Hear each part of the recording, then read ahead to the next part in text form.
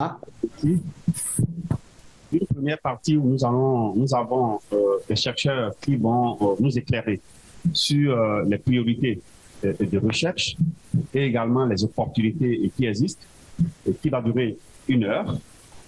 Et une seconde partie qui va réunir d'autres experts qui vont nous parler un peu de tout ce qu'on peut avoir et comme opportunité de financement ou de collaboration autour de cette thématique-là.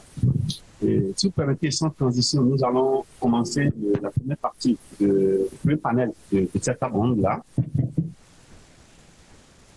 qui sera animé par 7 éminents chercheurs, 6, je peux voir 6 autour de la table. Permettez-moi de les présenter. Nous avons d'abord le professeur Massan Ngom, qui est notre premier panéliste.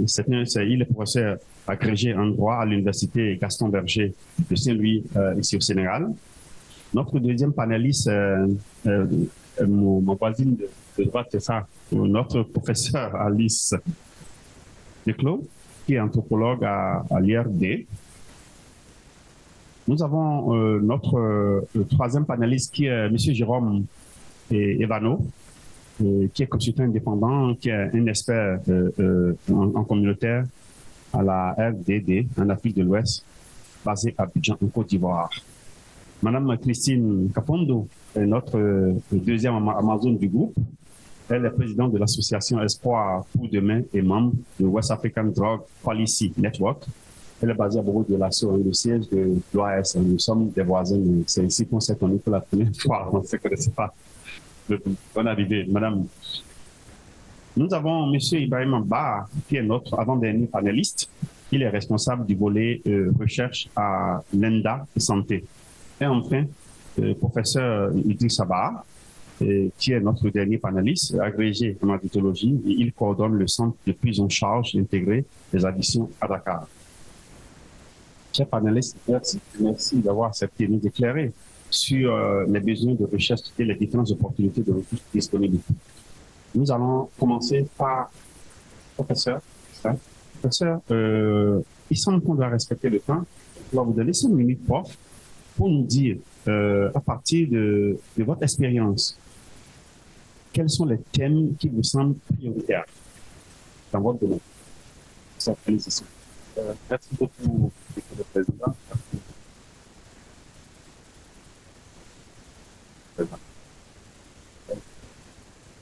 Comme nous l'avons dit tout au long de cette rencontre, de ce colloque, le CEPIAT est issu d'une recherche opérationnelle. Et c'est cette recherche opérationnelle qui nous a permis de faire le design de l'activité en droit, des activités que nous allons développer en faveur de cette population.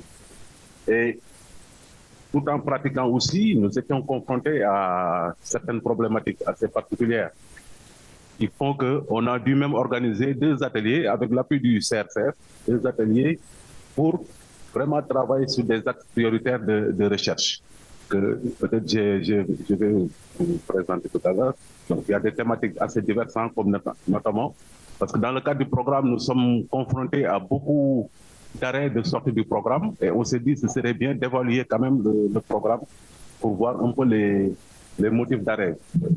Et donc là, en se basant sur une recherche quantitative et qualitative. Je pense qu'il y a une partie qualitative qui a été faite, qui a été même présentée hier par le Dr Echestal, je crois, à travers l'étude Codisox qui a monté quelques éléments, mais aussi à travers un appui qu'on a reçu du Conseil national de lutte contre le sida et qu'on appelait C19 dans le cadre des fonds Covid, c'est C19 RMO, et qui était géré par le Fonds mondial. Donc, et là, pour ces recherches, nous avons vraiment compté sur le partenariat avec des associations, mais avec d'autres profils, en tout cas, de professionnels qui nous ont beaucoup appuyé dans ça, et surtout les associations de bénéficiaires. Nous sommes aussi confrontés à une augmentation de l'usage de cocaïne. Ça, nous le voyons tous les jours. Tous les jours, c'est quand même une population qui nous préoccupe beaucoup. Et nous sommes en train de travailler sur l'identification, en tout cas du profil des usagers de cocaïne au niveau du Sénégal. Donc, à travers une étude quantitative que nous voulons faire auprès des consommateurs de drogue. On a beaucoup parlé aussi du mésusage du tramadol. Ça aussi, c'est une préoccupation chez nous, le mésusage du tramadol. Je pense qu'hier, il y a une collègue camerounaise qui a parlé de son expérience. Chez nous aussi, le tramadol constitue une préoccupation, et surtout chez les professionnels de santé. Hein, c'est une population qu'on n'avait jamais... Voilà. Tous les professionnels de santé, les médecins, les anesthésistes, etc., les médecins d'urgence, ça aussi, c'est une préoccupation, mais aussi en population générale, les conducteurs notamment de Jakarta. Parce qu'au Sénégal, on parle de Jakartaman, les gens qui conduisent les motos Jakarta chez nous, dans d'autres pays, c'est d'autres appellations. La circulation des nouveaux produits, notamment chez les MSM, les KEN.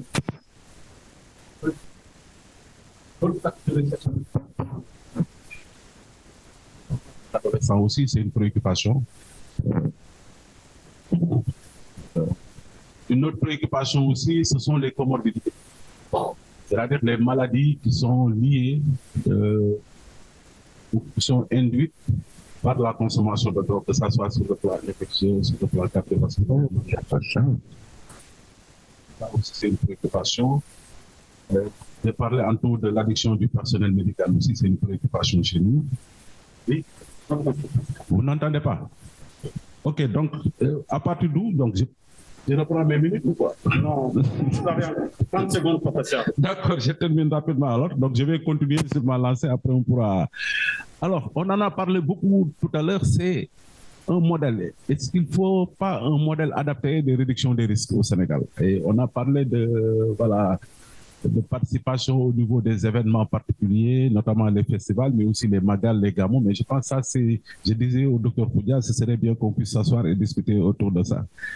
L'évaluation de comportement, des addictions comportementales, l'addiction au jeu, c'est aussi une préoccupation. On a beaucoup de patients qui sont suivis au CEPIAT pour addiction au jeu, notamment les XBET. Il devient vraiment de plus en plus préoccupant. L'évaluation aussi de la prise en charge de l'addiction à la cocaïne, les nouveaux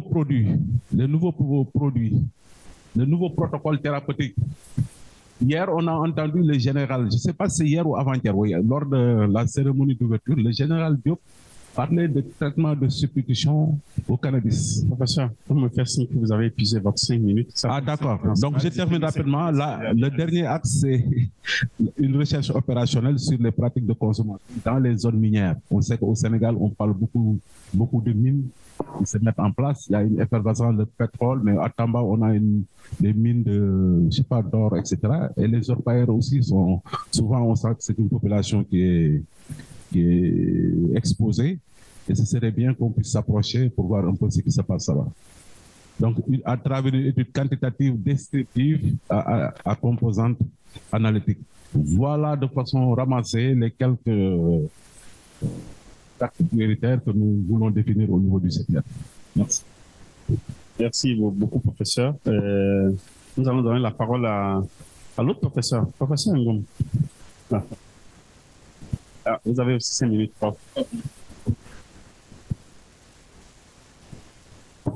Juste indiquer quelques axes de recherche prioritaires. Vous aurez constaté qu'il n'y a absolument pas de juriste dans la salle. Et je crois que j'étais le seul juriste, à part peut-être le commissaire, je ne sais pas s'il a fait des études juridiques lors de la première cérémonie. C'est dire donc le déficit que nous avons en juristes universitaires, chercheurs sur ces questions de traitement des consommateurs de drogue. Mais il reste cependant qu'il y a des thèmes assez intéressants qu'il faudrait aborder pour justement renseigner la science juridique sur ces aspects-là.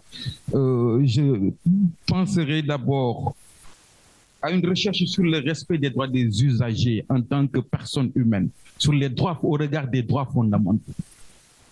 Mise en œuvre du droit à la santé, les questions de discrimination, de stigmatisation. Je crois que nous avons besoin de renseigner ces questions-là par des études scientifiques poussées. Également, on en a parlé tantôt, mais d'un point de vue juridique également, apprécier la recherche ou avoir une recherche sur le coût et l'efficacité de la répression. C'est également important. nous avons dans nos pays, dans nos différentes législations, promotion d'une politique répressive, mais quel est l'impact, quel est le coût de sa mise en œuvre? Bien évidemment, en relation avec ça, la recherche sur les politiques criminelles, ce qui permet d'envisager sérieusement les questions liées aux différents des décriminalisations, des pénalisations, quelle régulation pour la consommation de la drogue? Peut-on envisager une régulation pour la consommation de la drogue, des drogues illicites notamment, comme on a aujourd'hui une régulation pour la consommation du tabac ou pour une régulation pour la consommation de l'alcool? Ces recherches peuvent également être envisagées d'un point de vue juridique. Je le dis rapidement également, une recherche sur le cadre juridique de l'injonction thérapeutique. Dans toutes nos législations, on l'envisage, mais on n'a aucune donnée du point de vue juridique sur la possibilité ou l'impact de la mise en œuvre d'une solution d'injonction thérapeutique. Enfin, un dernier point, peut-être l'impact de la répression sur le système pénitentiaire.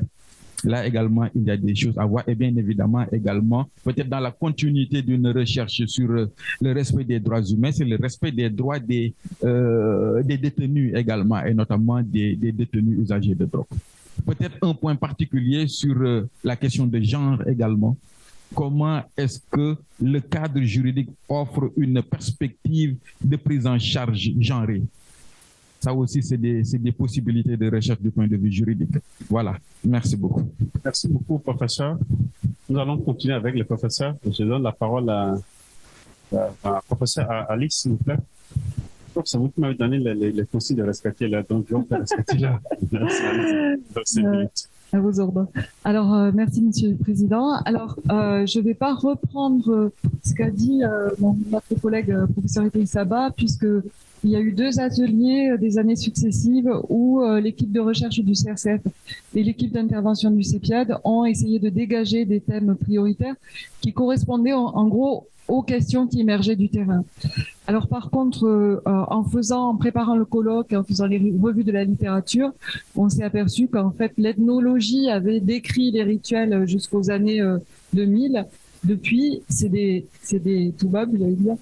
Depuis, c'est comme si les sociologues ou ethnologues africains ne s'intéressaient pas à leur propre culture. On n'a pas d'ethnographie. Est-ce que chez les Wolofs, il y a des fonctions rituelles de la consommation de cannabis chez les Baïfal? Est-ce que rituelles ou religieuses? Enfin, on élargit un petit peu la question du rituel. Et donc, on est là, on sort des sciences sociales de la santé et des sciences sociales de la déviance. Et donc, on a vraiment des besoins sur la socio-anthropologie et l'histoire. On n'a pas eu d'historien jusqu'à présent. L'histoire des drogues, il y a quand même des choses au niveau de l'Afrique. Souvent, on considère que l'Afrique était vulnérable et que les drogues ont commencé avec le passage à la colonisation. Non, bien sûr, le cannabis, c'est au moins depuis le XIIe siècle. Là, il y a toute une histoire qui est peut-être encore à faire. Ensuite, plus dans l'actualité, on a l'offre des églises. Sur les addictions, elles ont sans doute des thérapies de récupération, comme les thérapies de conversion pour ceux qui ont des préférences sexuelles qui ne sont pas dans les normes. Ensuite, les églises et tout en déclinant tous les groupes religieux.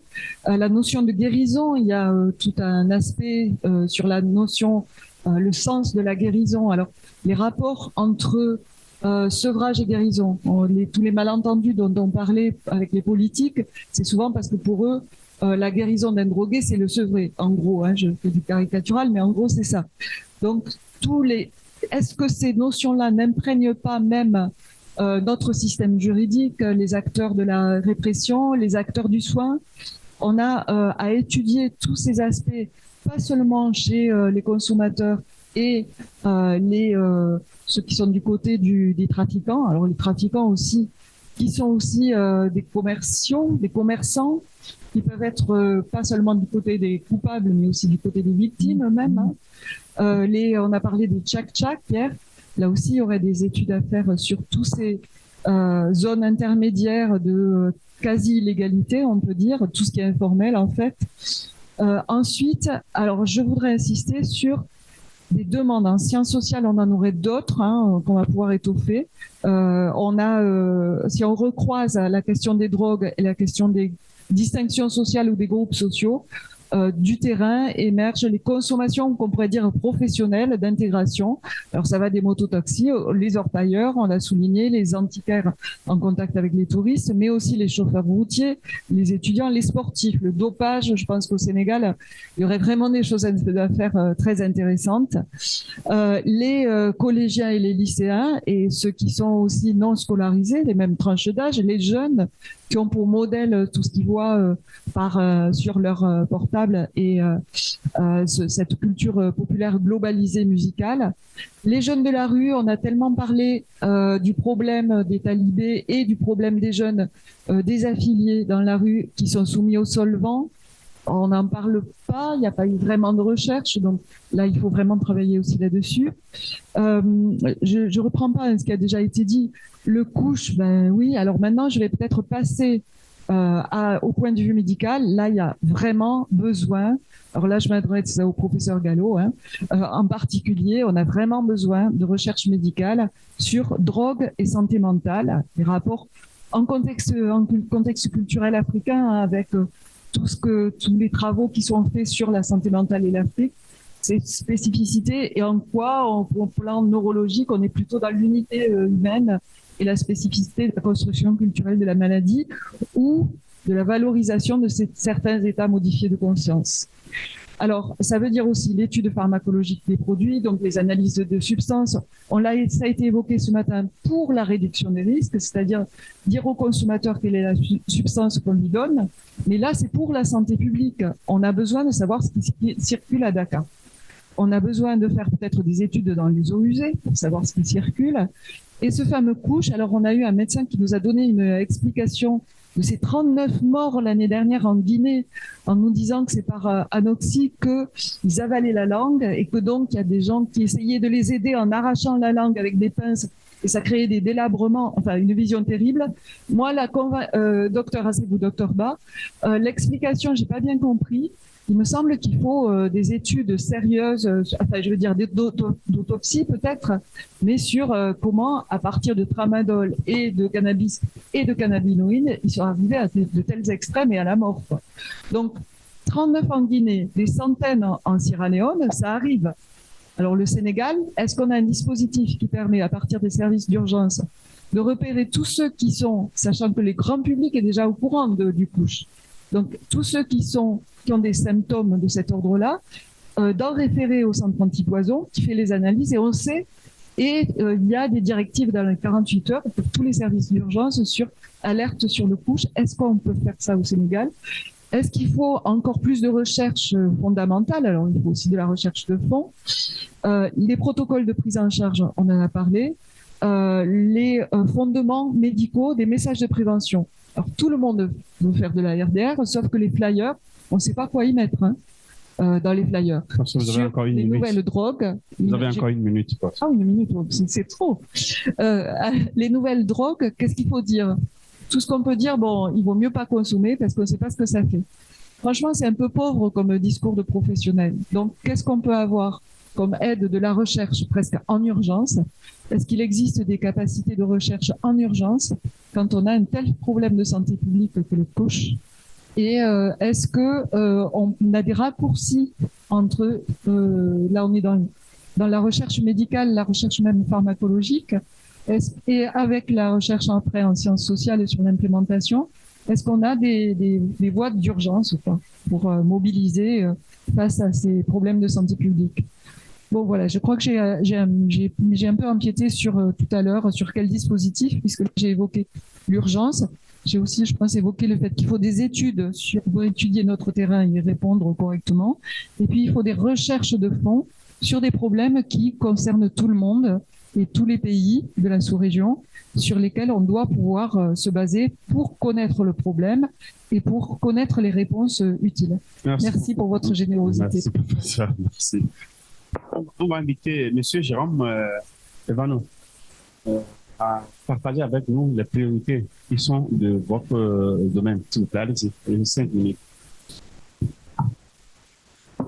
Merci encore de l'opportunité qui m'est faite de partager mes réflexions et mes expériences avec vous. Et c'est un honneur d'être à côté de toutes ces sommités de ce champ d'action. Dans un premier temps, je tenais à remercier Alice, Albert et tous les comités d'organisation pour m'avoir invité, mais aussi, je pense que je peux le dire dès à présent, pour la réussite de ce colloque. C'était vraiment très attendu pour la région et encore merci et bravo. Merci. Mais je vais commencer en préambule. Ça, c'est le pré-préambule. Rien pour nous sans nous. Toutes les recherches, parce qu'on parle de recherche communautaire, mais toutes les recherches doivent impliquer la communauté à des degrés différents. Effectivement, on n'est pas spécialiste de toxico, de neurosciences, etc. Mais il faut nous impliquer à toutes les étapes, à des degrés différents, mais dans toutes les recherches conventionnelles et plus particulièrement dans les recherches communautaires, of course. Je voulais aussi et ça, les différents travaux que j'ai vus pendant le colloque me prouvent qu'il faut vraiment nous impliquer. Il faut qu'on prenne exemple sur l'historique de l'implication des pairs et des communautaires dans la lutte contre le VIH. Je l'avais dit hier et ça nous a montré la voie et je voulais en profiter. Et Christine pour son engagement et avoir été pionnière dans ce champ. Notre participation est déterminante. Thème prioritaire, tout ce qui est terminologie. Merci Marie de m'avoir rajouté PQID dans toute ma liste de CDI, UD, PUD, UDI. J'en ai un nouveau maintenant. Encore, je l'avais dit hier, tout ce qui est méta-analyse. On a plein de recherches maintenant qui sont importantes dans la région ou même au niveau national. Il faudrait qu'on fasse cette analyse de toutes ces recherches. Qu'est-ce qui s'est passé sur les protocoles thérapeutiques? Je ne vais pas en revenir, mais on a aussi des spécificités liées au contexte. Il faudrait qu'on fasse attention au droit à la santé, aux droits humains. J'aimerais bien qu'on étudie un peu tout ce qui est autres méthodes de substitution, qu'on puisse utiliser peut-être d'autres molécules. Je pense à la buprenorphine qui est un peu plus chère que la méthadone, mais qui a aussi des côtés avantageux. Au temgesic qui est vachement plus accessible chez nous, au skénan, à la morphine, à la codéine. Pourquoi pas aux plantes médicinales aussi, et qu'on réfléchisse un peu à tout ce qui est substitution ou en tout cas traitement pour la cocaïne. Il va falloir aussi qu'on pense à évaluer les activités qui ont déjà été mises en place, les programmes. Je pense aux activités de prévention, aux programmes de TSO, aux formations. D'autres idées comme ça en vrac, mais il y en a certaines qui ont été dites, la drogue en prison, les nouveaux produits, notamment le lean, Kadhafi, cannabinoïdes de synthèse comme le kush, le cannabis à haute teneur en THC qui commence à arriver, en tout cas en Côte d'Ivoire, c'est vraiment le oudi kush, là, il y en a vraiment partout. Les interactions, les comorbidités, le palu, la santé mentale, of course, vraiment, c'est quelque chose d'important. Je pensais aux femmes, je pensais aux LGBT, je pensais aux jeunes. Je pensais aussi à une IBBS en Guinée, IBBS en Centrafrique, je me tourne vers JB, au Burundi. Et je pense qu'il serait intéressant d'avoir IBBS 2, UTSEN 2 pour le Sénégal. Tout ce qui est études biocomportementales, épidémio. En gros, savoir les connaissances attitudes et pratiques, mais aussi les séroprévalences, VIH. Moi, je mettrais à chaque fois VIH, tuberculose au lieu de VIH, hépatite, mais ça, c'est mon approche à moi. J'aimerais bien qu'on fasse de la photo-voix. C'est quelque chose que j'aime beaucoup et j'aimerais bien qu'on développe un peu ça. J'aimerais bien qu'on développe les aspects sur la médecine traditionnelle. Drogue et plaisir, j'en ai parlé hier, on oublie cette dimension. Drogue sans addiction, on oublie aussi cette dimension. La lutte contre la pauvreté et les injustices sociales. J'ai même pas épuisé mon temps. Et je finirai par attention aux eaux usées, Alice. Je suis pas sûr que ça soit contextuel. Je prends l'exemple de la Côte d'Ivoire. Ils font pipi par terre. Ils font pas pipi dans les toilettes. Donc ça va être plus difficile de gérer ça. Je crois. Oh non, mais en gros c'est ça. Dans les fumoirs, il n'y a pas de toilette, quoi. Donc ça va amoindrir l'efficience de ce genre de recherche qui marche très bien dans nos pays avec un accès sanitaire très facile. Je pense avoir fini. Merci. Je garde mes 2 minutes pour tout à l'heure.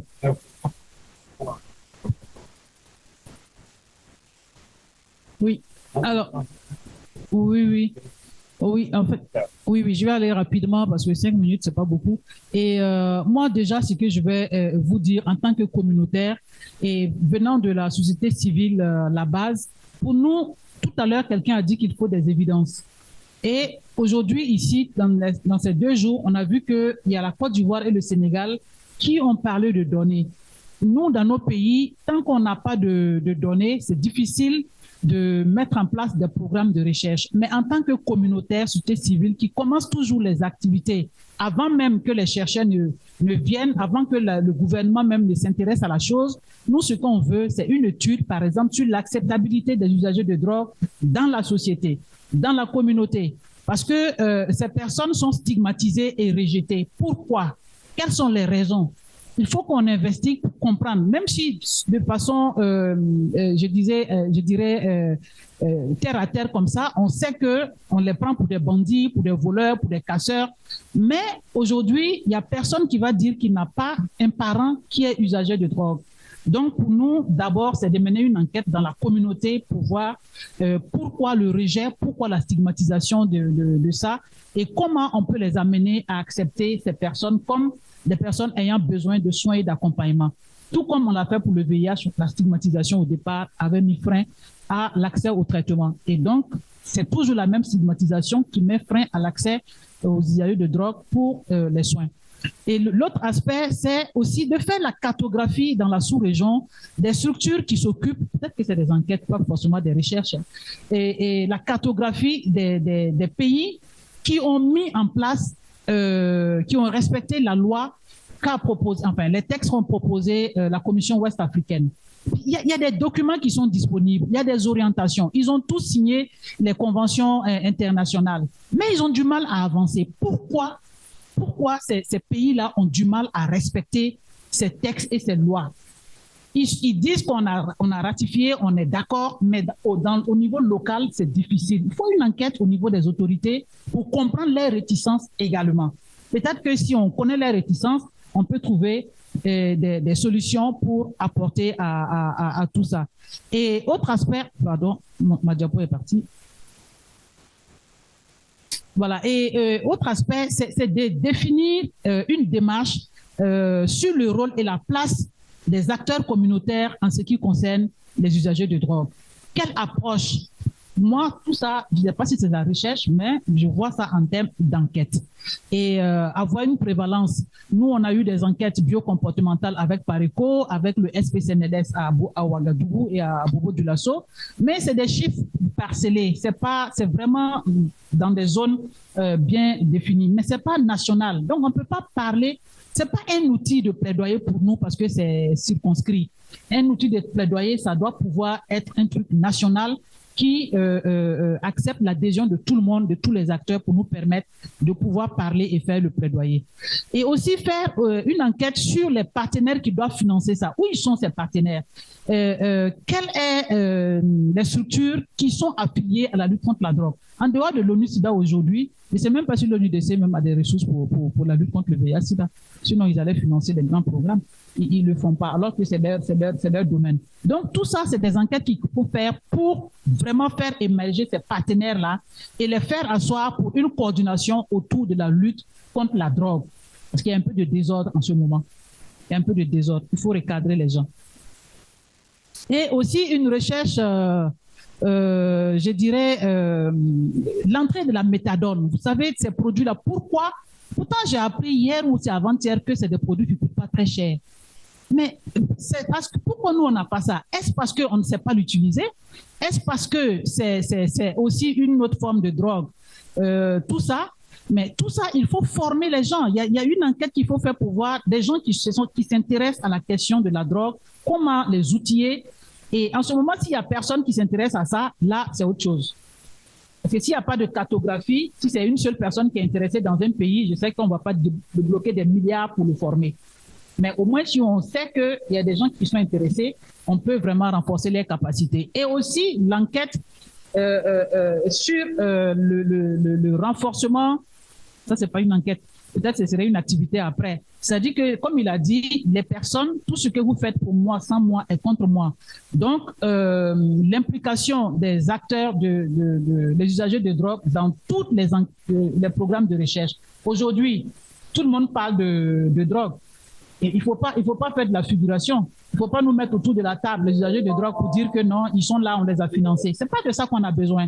On a besoin de comprendre la recherche. On a besoin de savoir pourquoi on fait la recherche. On a besoin de savoir ce qu'on consomme, quel effet ça a sur nous. On a besoin de savoir les maladies qu'on peut contracter. On a besoin de savoir que si on consomme la drogue, on risque, ainsi de suite. Donc, il faut être au début du processus jusqu'à la fin. Merci. Merci. On va prendre notre dernier intervenant, Monsieur Ibrahim Abba. S'il vous plaît, vous allez conclure cette composante, les priorités en termes thématiques dans le domaine qui nous rassemble cette semaine. Allez-y, s'il vous plaît. Merci. C'est toujours difficile de parler en dernier parce qu'il y a certaines thématiques déjà que certains de mes prédécesseurs ont déjà abordé. Je voudrais parler de la stigmatisation parce que déjà on a fait récemment une recherche qui a concerné environ 9 pays en Afrique de l'Ouest. Et cette stigmatisation-là, aussi bien vécue que perçue au niveau des structures, au niveau des CDI. Donc, j'avais même approché certains CDI que je connaissais pour mieux comprendre qu'est-ce qui était à l'origine. Parce que la plupart du temps, c'était au niveau des HSH, etc., qu'on notait cette stigmatisation-là. Je pense que ça nécessite, les données quantitatives existent. Je pense que ça nécessite une recherche qualitative. Qu'est-ce qui est à l'origine de ça? L'autre chose aussi, c'est, je pense que c'est le professeur Declos qui en a parlé, la santé mentale et le lien avec tout ce qui est vulnérabilité sanitaire. Je pense que c'est un axe aussi de recherche qui pourrait être intéressant au niveau de la cible CDI. Mais je parlerai aussi de tout ce qui concerne l'émergence d'une certaine consommation de drogue, mais locale. Parce qu'il faut qu'on sache que même que ça soit la cocaïne et autres, c'est des drogues qui étaient à l'origine des drogues locales. Et on a constaté récemment, lorsqu'on faisait des recherches, même au Sénégal, c'est l'expérience qu'on a eue aussi dans certains pays, c'est des cas de personnes qui sont décédées et qui provenaient d'une certaine consommation d'autres types de drogues, mais qui sont des drogues issues de cultivées au niveau pays, etc. Je donne l'exemple même d'un pays comme la Guinée où, dans les discussions qu'on avait avec certains usagers de drogue, mais c'est quelque chose qu'ils mettent sur la tête et ils mettent un chapeau ou quelque chose comme ça. Mais après, une heure après, ça devient un peu viral. Voilà, panneau solaire. Donc, c'est autant de types de drogues qui sont des drogues locales qui nécessitent d'être des recherches approfondies pour voir les effets même néfastes sur la santé des consommateurs de drogue. L'autre chose aussi qui concerne un peu les programmes, et je pense que ça nécessite une recherche peut-être pour essayer de voir comment, je dirais, peut-être corriger, c'est la qualité pour moi de l'offre de prise en charge. Je ne parle pas de l'offre clinique, parce que maintenant au Sénégal, même si pour d'autres pays c'est à améliorer, il y a déjà la méthadone depuis quelques années, mais l'offre en quelque sorte est calquée sur l'offre de prise en charge globale du VIH. Donc il n'y a pas une certaine prise en charge des besoins réels des CDI.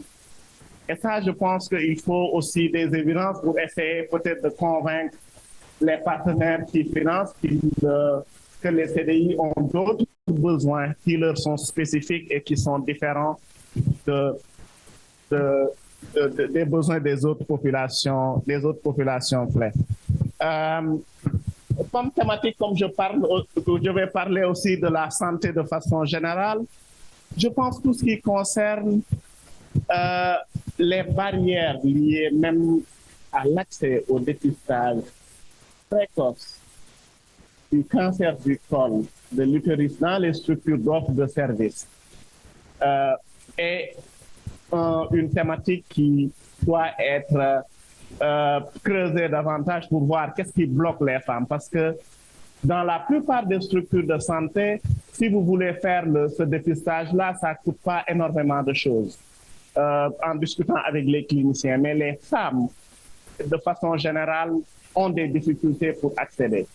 Et surtout les femmes vivant avec le VIH. Ça aussi, je pense que ça nécessite une recherche beaucoup plus approfondie. Il y a les barrières aussi liées à l'accès aux services de santé sexuelle pour les ados et jeunes.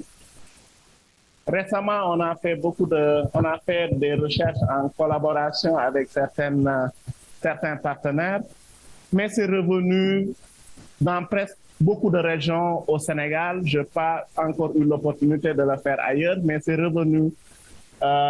Et parfois même, c'est quelque chose qui est constaté dans beaucoup de revues au niveau national où les districts présentent qu'ils n'ont pas pu toucher une personne qui est venue bénéficier de ce service-là.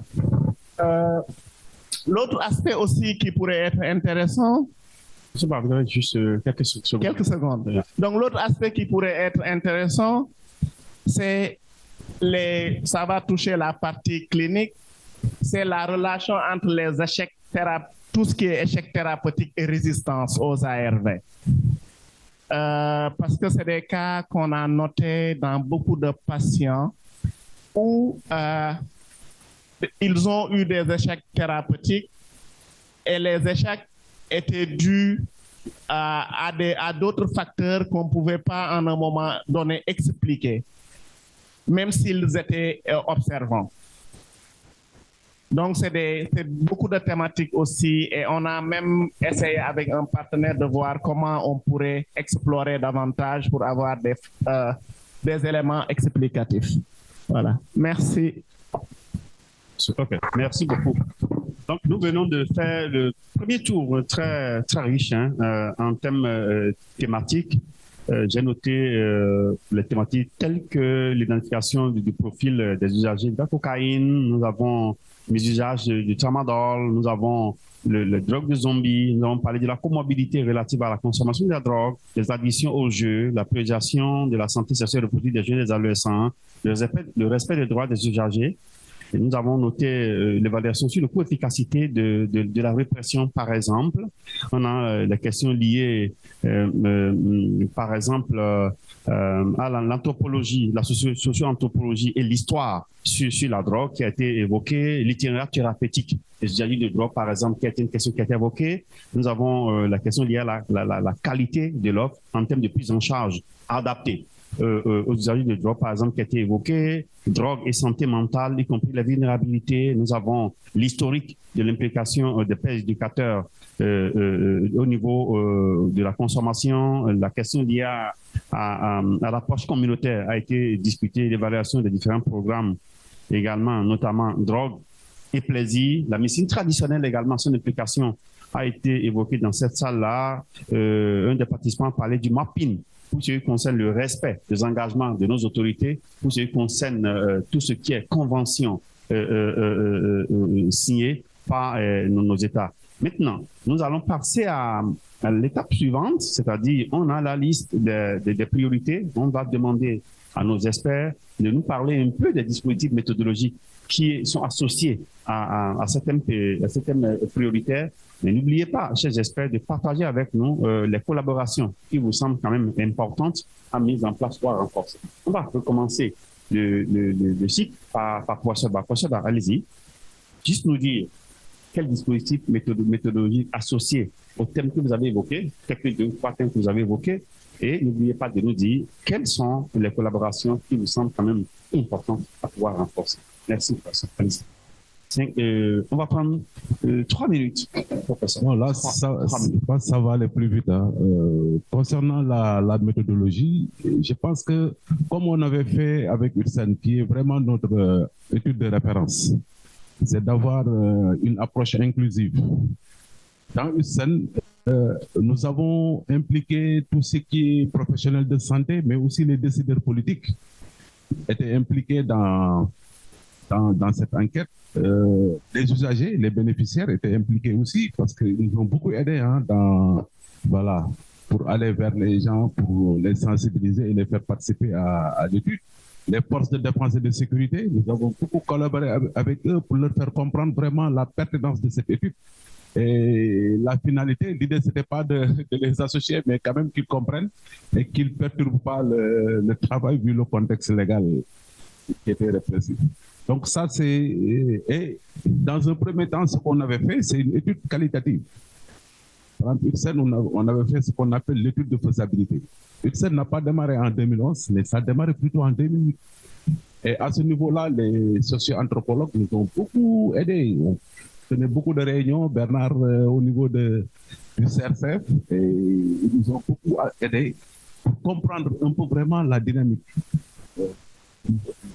Donc, c'était vraiment nos premiers collaborateurs, des collaborateurs directs avec qui nous avons travaillé. Les biologistes nous ont beaucoup appuyés aussi. Nos collaborateurs vraiment objectiver les conséquences, les complications, l'impact de l'usage de drogue sur la santé des patients. Et ça a vraiment permis de montrer un peu que c'est un groupe qui est vulnérable par rapport au VIH, mais aussi par rapport... Au Sénégal, on ne parlait jamais, avant 2011, on n'a jamais parlé d'hépatite C, hein? On n'en parlait pas. Mais c'est grâce à UTSEN, et ça aussi, on le doit à UTSEN, qu'on a commencé à parler d'hépatite C. Parce qu'en population générale, on s'est limité à dire moins de 2%. Mais quand on a fait UTSEN, c'était 23% des usagers qui étaient infectés. Vous voyez. Et ça a fait un déclic. Ensuite, il y a le VIH, l'hépatite B aussi. Et donc, vraiment, les biologistes nous ont beaucoup apporté l'enquête biologique. Quand on parle de biocomportemental, voilà. Les CDI n'avaient pas de... Ils étaient là, dans la population, mais on les voyait pas, ils étaient invisibles, alors qu'ils étaient au sein de la population. Ils n'avaient accès à aucun soin, à aucun service. Même pour avoir des préservatifs, c'était compliqué pour eux. Donc ça a vraiment permis la collaboration avec aussi les préventionnistes, mais aussi les usagers nous a beaucoup aidés. Donc c'était des partenaires importants. Et de notre côté aussi, il faut parler de financement, parce que tout ça n'a pas été possible s'il n'y avait pas de financement disponible. Et ça, vraiment, nous continuons aussi à remercier l'ANRS, qui a été avec nous dès le début, le service des maladies infectieuses, qui nous a beaucoup accompagnés aussi, le CNLS aussi, qui continue encore à nous accompagner dans nos interventions. Donc voilà ce que je voulais dire pour l'instant par rapport donc, à une méthode qualitative aussi associée à une méthode quantitative qui nous a permis vraiment d'avoir toutes ces informations. Merci. Merci beaucoup, professeur. Nous allons repartir à force. Juste compléter, je pense que je me rends compte que c'est les approches de sciences sociales qui sont utilisées pour la plupart. Dites-nous un peu. Sauf que les sciences juridiques ont des méthodes encore autres. Mais je crois que je vais insister sur la nécessité de renforcer pour nous juristes la transdisciplinarité et l'interdisciplinarité, notamment en nous ouvrant davantage aux autres disciplines des sciences sociales, mais en nous ouvrant également aux sciences dures, mathématiciens, informaticiens et autres, notamment dans la perspective de la modélisation des réponses. Ça, je crois que ça, c'est extrêmement important. Ensuite, il me semble, beaucoup insister sur les études comparées, notamment en nous ouvrant aux autres pays de la sous-région, d'autant plus qu'il y a des pays qui ont des avancées en termes de modification législative par rapport à nous. Troisième aspect, toujours en termes de méthodologie, c'est de privilégier une approche systémale qui va nous permettre de sortir de l'approche fermelle juridique classique, parce que cette approche ne nous permet pas justement d'avoir une information sur l'efficacité des réponses qui sont apportées. Dernière méthodologie qu'on pourrait et qu'on devrait mettre en œuvre, c'est l'analyse économique du droit également, qui nous permet d'avoir des informations sur l'impact des changements de réponses. Je crois que ça également, c'est extrêmement important dans la perspective d'études à mener sur les réponses qui sont apportées à la consommation de drogue. Merci beaucoup, professeur. Bon, professeur nous a fait gagner quand même 1 minute. On va avancer. Allez-y, monsieur Jérôme. Je n'arrive toujours pas à voir la question du renforcement de la collaboration. Merci. D'accord. Professeur, vous avez le micro. Professeur, insistez sur les collaborations. Je vous en prie, merci. Mon prédécesseur a tellement bien résumé un certain nombre de choses que nous aussi, en notre discipline des sciences sociales, on a besoin de cette interdisciplinarité des sciences sociales avec le bio, la dimension sciences médicales et sciences fondamentales, et avec les communautaires. Donc, c'est plus que transdisciplinarité, c'est plusieurs types de savoirs, donc c'est on pourrait dire pluridisciplinarité. D'autre part, on a besoin d'avoir des protocoles qui soient adaptables et des financeurs qui acceptent une adaptation, une certaine souplesse pour adapter. Tout ne s'y prête pas, mais a priori pour adapter aux circonstances et au pays. Si le projet Codisox peut amener à des choses intéressantes, c'est que pour des raisons externes, il a dû être prolongé à cause notamment du Covid, et que les financeurs ont accepté de prolonger le temps pour gérer ce projet, ce qui a permis de travailler plus sur les nouvelles drogues qui sont de plus en plus présentes dans le champ.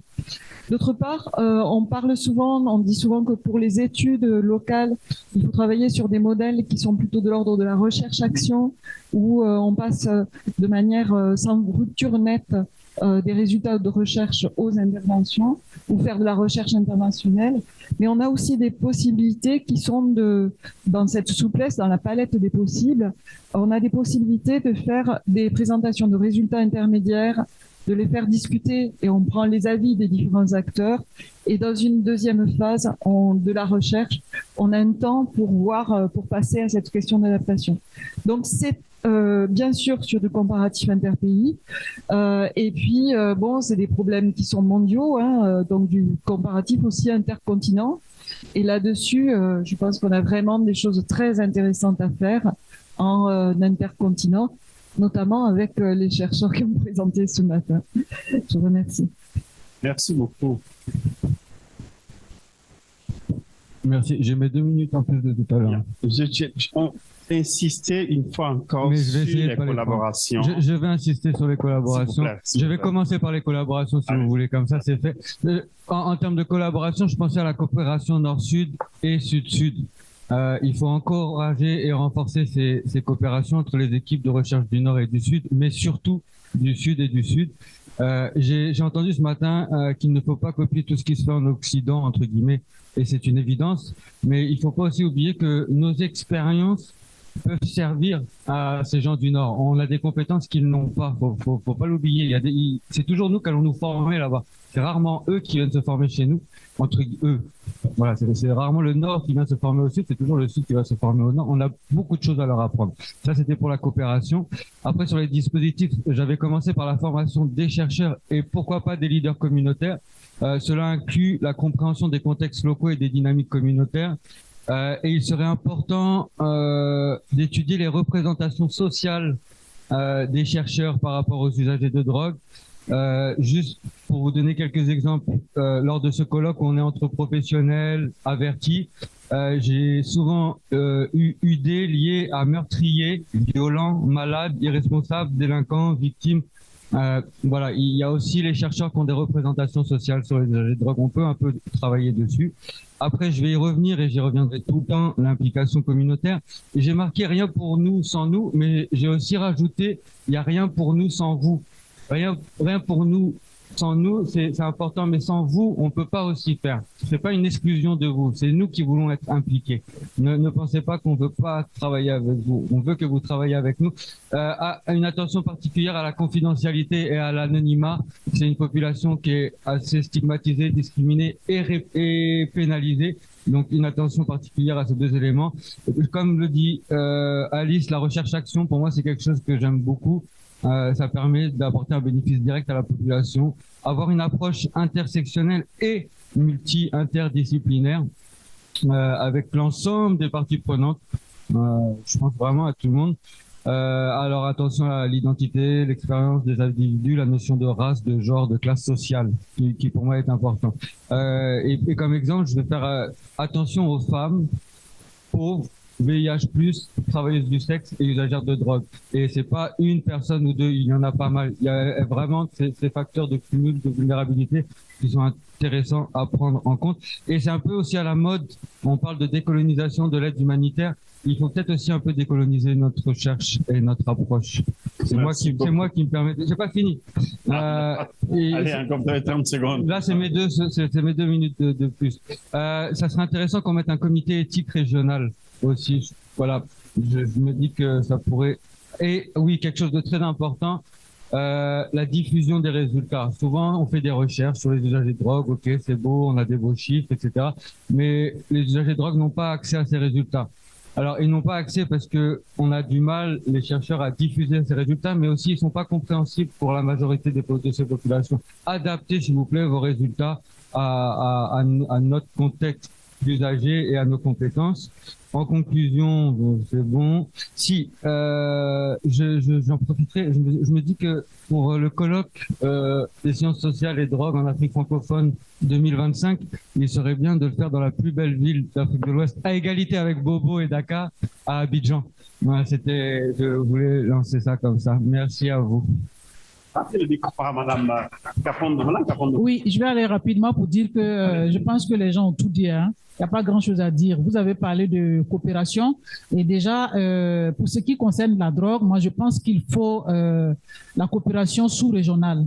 Et quand vous voyez la CEDEAO, l'OAS et puis l'ONUDC et tout ça, il y a déjà des tracés de coopération qui existent. On ne va pas réinventer la roue. Il faut qu'on sorte tout ça et qu'on se dise, ben, c'est nous-mêmes qui l'avons écrit, ça y est dans les caisses de la CEDEAO, ça y est dans nos pays. Il faut qu'on les ressorte, qu'on les réchauffe, qu'on essaie de voir comment on peut renforcer cette coopération-là. Voilà, moi je pense que c'est comme ça qu'on peut avancer. Et au niveau terre à terre, la coopération, quelqu'un l'a déjà dit, prenons l'exemple du VIH-Sida qui a eu du succès.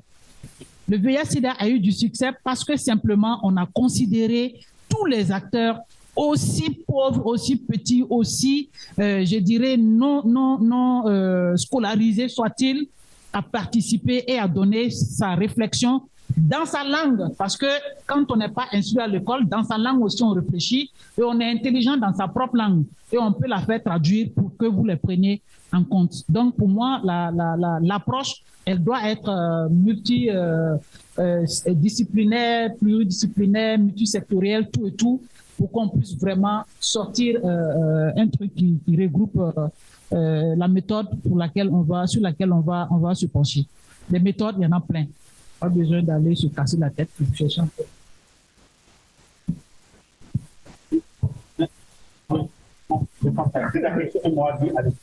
Oui, moi, ce que je voudrais juste rajouter, c'est qu'on essaie toujours d'utiliser les débuts de preuve qu'on a pour le plaidoyer, pour acquérir les financements, pour pouvoir faire certaines recherches. Parce que toujours, on dit qu'on attend les partenaires pour qu'ils financent, mais il faut, même si c'est un début de preuve, il faut le chercher et pouvoir convaincre les partenaires à venir financer. Je pense que ça aussi, c'est très important. L'autre chose aussi sur laquelle depuis quelques années, on est en train de s'investir, c'est le renforcement des capacités au niveau de nos pays respectifs. Pour que les gens, même si vous êtes au niveau communautaire, que vous ayez les capacités de faire vous-même vos propres recherches et de produire vos évidences. Ça, je trouve que c'est quelque chose qui est d'une importance capitale. Très bien. Donc, on a noté, hein, je vais utiliser le thème de Mme Kafondo qui dit « on ne fait pas la roue ». Moi, j'ai entendu les dispositifs méthodologiques standards relatifs à la science sociale. Hein. Et donc, oui, on a entendu les thèmes comme approche globale, comme étude qualitative et quantitative. Nous avons entendu la pluridisciplinarité, approche bio-comportementale, la transdisciplinarité et l'interdisciplinarité. On a noté également qu'il faut s'ouvrir aux autres sciences, notamment aux économies, de l'économie scientifique, aux mathématiciens et aux physiciens. Et j'ai noté qu'il faut également travailler sur la qualité des rapports pour qu'ils soient d'abord diffusés et bien ciblés pour que la population concernée puisse les utiliser. En termes de collaboration, on a noté la collaboration entre le Nord et le Sud, entre eux, et également notamment la collaboration entre les Africains, hein, c'est ça qu'est la coopération Sud-Sud. J'ai noté également qu'il faut renforcer les axes collaboratifs qui existent déjà. Et Mme Campono parlait un peu de tout ce qui existe comme outils régionaux, la CEDEAO, l'UEMOA, etc., etc. Donc, nous allons lancer la discussion. Nous avons 10 minutes juste pour des compléments. Ceux qui ont vraiment des compléments à ajouter à tout ce qu'on vient d'entendre de la part de nos experts, on va prendre 10 minutes. Je vais essayer de genrer. On va commencer par là déjà. Allez-y. On va prendre. Allez-y. Soyez bref, vous avez quelques secondes. Hein.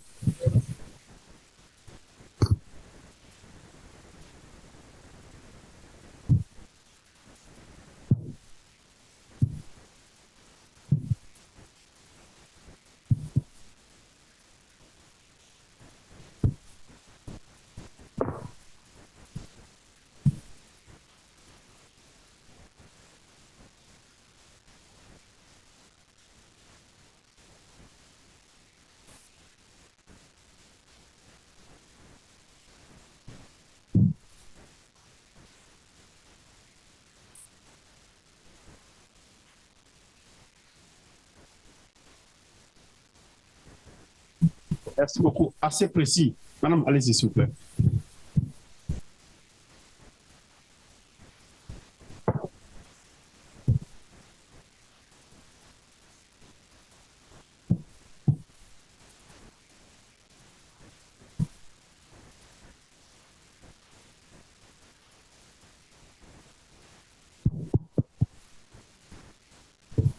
Et notamment la présentation de Vincent sur les espaces festifs. Je verrais bien aussi les actions à mener et à évaluer dans les festivals, parce qu'il y en a beaucoup en Afrique et je pense qu'il y a beaucoup à faire assez rapidement. La réduction des risques est pragmatique, donc soyons pragmatiques aussi dans les recherches à mener. Et puis voilà, la recherche-action, comme Béatrice Tamboul nous l'expliquait jadis, la réduction des risques n'est pas hors la loi, elle est avant la loi, et en fait c'est la recherche-action qui permet ensuite de modifier la loi. Donc voilà, il ne faut pas hésiter avec les données disponibles, comme vous le disiez, de mettre en place des projets de recherche pour que ça puisse modifier un peu les enjeux. Merci Madame. Passez le micro à votre voisin. Allez-y s'il vous plaît. Merci Dr Ba de la Guinée. Je voulais juste, si vous permettez, projeter une image sur les conséquences liées à la consommation de la drogue couche. Mais c'est une image qui choque, hein, je suis désolé. C'est pour vous dire que nous avons une étude sur la drogue couche qui est en cours, mais aussi sur la drogue panneau solaire. C'est une drogue qui sévit en Haute-Guinée, c'est-à-dire la frontière entre la Côte d'Ivoire et la deuxième image. Bon, voilà. Vous avez les conséquences liées à la consommation de la drogue couche. Vous avez vu là, hein, je suis désolé, hein, ça choque. C'est pour vous dire combien de fois cette drogue est dangereuse aujourd'hui pour la jeunesse africaine. Donc, vous avez vu la langue, ils sont obligés de tenir la langue avec une pince. Et après, la langue est coupée et fissurée. Donc, il y a une étude dessus. On va vous partager les résultats de l'étude. Nous sommes sur... Vous nous avez fait le coup, mais c'est quand même important d'avoir cette information-là. Oui. C'est bon? C'est bon. Merci beaucoup. Hein. Oui, merci beaucoup. On va remettre la parole à... Allez-y, s'il te plaît. Pour le panneau solaire, au fait... le panneau solaire, vous voulez dire quelque chose? Allez-y, c'est quand même intéressant. Les gens, je sais, au fait, Alice voulait savoir c'est quoi le panneau solaire là. Ça s'appelle le panneau solaire, c'est une drogue qu'on colle sur le crâne. Il rase une partie, il le colle dessus. Toute la journée, au fait, il a de l'énergie, au fait. C'est consommé par les orpailleurs le plus souvent. Et j'ai été dans la région de la Haute-Guinée, la préfecture de Siguiri, c'est-à-dire la superficie de cette préfecture est de 1/10 du territoire national. Qu'est-ce qui se passe? Il y en a plus de 550 sites miniers artisanaux qui existent. Donc c'est dans cette zone qu'on a réalisé l'étude sur le panneau solaire. Okay. Donc c'est une nouvelle drogue qui émerge aussi sur la partie Guinée-Sierra Leone, Guinée et le Mali. Ok, merci beaucoup. Allez-y. C'est la composition qui va être intéressante. Nous sommes sous l'analyse des données. Ok, d'accord. Sur la drogue panosolaire, mais la drogue couche, la base, c'est le cannabis avec d'autres substances telles que l'acétone. Okay. Mais il y a l'analyse aussi sur toxicologique qui est en train d'être faite avec le laboratoire qui est à Lyon. Okay. Merci. Allez-y, s'il vous plaît. Bernard Taverne de l'IRD. Il y a une thématique qui n'a pas été abordée pendant toutes nos discussions, c'est celle du contexte social de la production. Je pense notamment à la culture du cannabis dans les régions du sud du Sénégal.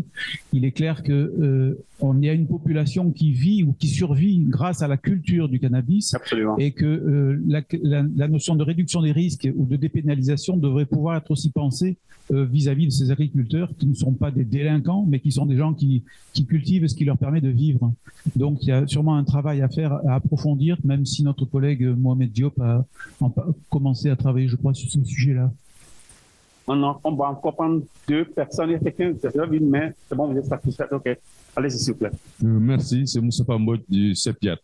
Moi, je voulais revenir sur 2 sujets, un juridique et l'autre, ça concerne le crack chez les jeunes filles. On l'a évoqué, mais je crois qu'on a besoin d'approfondir nos recherches par rapport à cela, parce qu'il y a une recrudescence de la consommation de cette drogue-là chez les jeunes filles, à Dakar et dans d'autres régions au Sénégal. L'autre aspect, c'est pour interpeller le professeur Ngom sur le fait que qu'est-ce qui empêche que dans nos pays, on n'arrive pas à valider les politiques de drogue, surtout les politiques qui concernent la réduction des risques. Ça fait quelques années, le CEPIAT est là-dedans depuis 2015 et jusqu'à présent, nous sommes dans un flou un peu total. Est-ce que ça ne mérite pas qu'on s'y attarde un peu pour voir ce qui empêche que nos pays valident donc ce concept qui a fait ses preuves ici à Dakar et au Sénégal en particulier. Merci. Merci beaucoup. Donne la parole, madame. On a encore 2 minutes sur nos 10 minutes. Allez-y, madame. Merci beaucoup. Je m'appelle Christine Monique Liaille. J'ai une association de femmes incluses.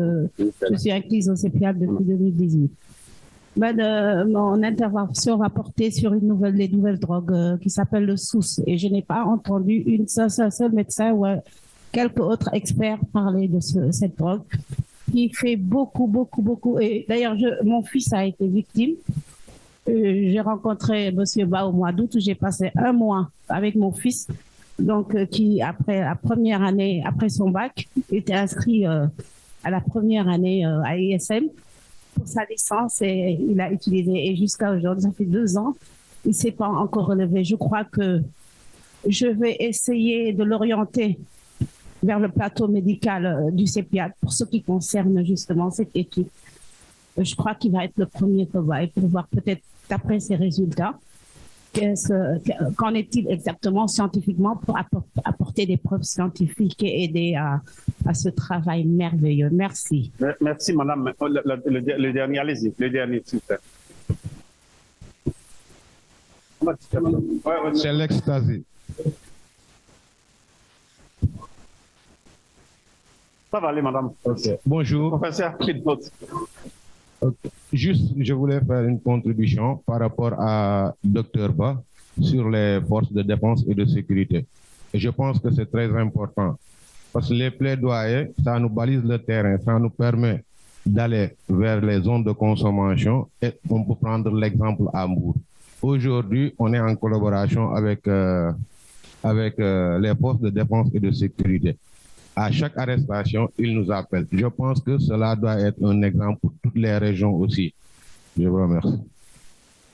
Merci beaucoup. Je pense que je voudrais demander qu'on puisse remercier par des applaudissements les chercheurs qui ont partagé avec nous les priorités en termes de recherche, les dispositifs méthodologiques et également les éventuelles collaborations nécessaires à renforcer dans ce domaine-là.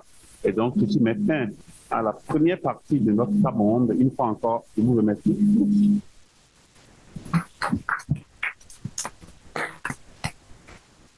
Bon, le professeur veut clarifier quelque chose. Vous voulez vous tenir clarifier, prof. Allez-y, s'il vous plaît. Allez-y, prof. Faut pas qu'on parte avec des absolument pas. Absolument trucs. pas. Allez-y. Elle a parlé de source, mais c'est une question qu'on a abordée dans les différents trucs, dans les différentes présentations, ici même dans cette salle. Ouais. La drogue ne s'appelle pas source. C'est les conséquences liées à l'utilisation du produit qu'on appelle source. On a beaucoup parlé de volets, des amphétamines. La drogue ne s'appelle pas source, mais ce sont les volets. C'est des amphétamines. En fait, c'est de l'ecstasy. C'est de l'ecstasy. C'est de l'ecstasy, de la MDMA. MDMA. Voilà. OK, d'accord. Merci pour la qualité. Madame, le professeur est là. Prenez-le déjà, il va vous donner tous les détails. On va installer le deuxième panel, s'il vous plaît.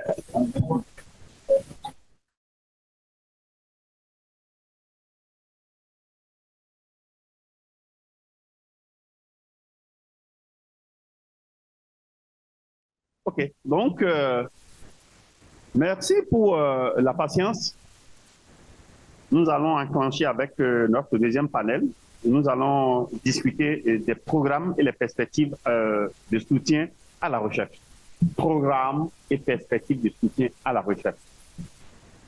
Et pour cela, je vous propose un panel composé de trois éminents chercheurs. Je commence par présenter le premier, le cher professeur Gallo Diop, que vous avez entendu hier au lancement, avant-hier, au lancement de ce colloque. Il est le directeur de la recherche et de l'innovation au ministère de l'Enseignement supérieur. Nous avons notre deuxième panéliste qui nous vient de la France, M. Mathieu Fabre, responsable de l'unité Sahel, département santé de l'expertise France. Et enfin, notre dernier panéliste qui nous vient des pays des hommes intègres. Mon voisin, il est médecin de son État, il est le directeur de l'initiative du Conseil international de santé basé au Burkina Faso. Nous avons 30 minutes, 30 à 45 minutes pour discuter un peu des programmes. Et comme je l'ai dit, avec ces trois éminents chercheurs. On va d'abord donner la parole. Je donne la parole à mon Vous aurez 10 minutes pour répondre à cette question-là. Quels sont les programmes et les perspectives de soutien à la recherche? Allez. Alors, je vais sans doute être plus rapide que ça. Super. Parce que je suis pas, moi, je suis pas réellement un chercheur. En revanche, j'ai un background médical et un background de travail dans les institutions internationales avant d'être venu à l'assistance technique. Et donc, je vais plutôt parler de ce point de vue-là. Et mon expérience, c'est que à travers l'assistance technique, on a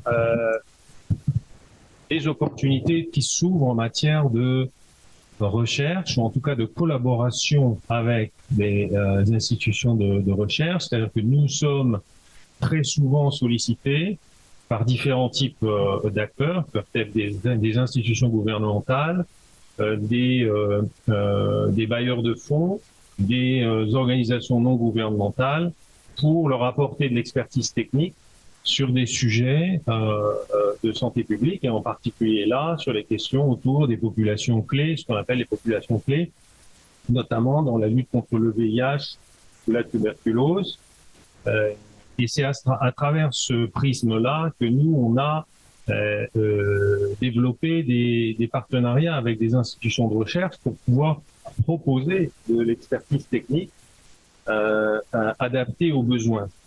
Et donc là, à mon sens, il y a des opportunités intéressantes pour des financements, le financement de la recherche à travers la mobilisation, bien sûr, des ressources qui viennent, par exemple, du Fonds mondial sur le VIH, la tuberculose, et des ressources qui viennent du Fonds mondial et qui sont dédiées à l'assistance technique. Mais là, je laisserai la parole à Mathieu Favre pour parler là-dessus, puisqu'il lui vient d'une structure qui finance des travaux notamment des travaux de recherche-action à partir des fonds du Fonds mondial.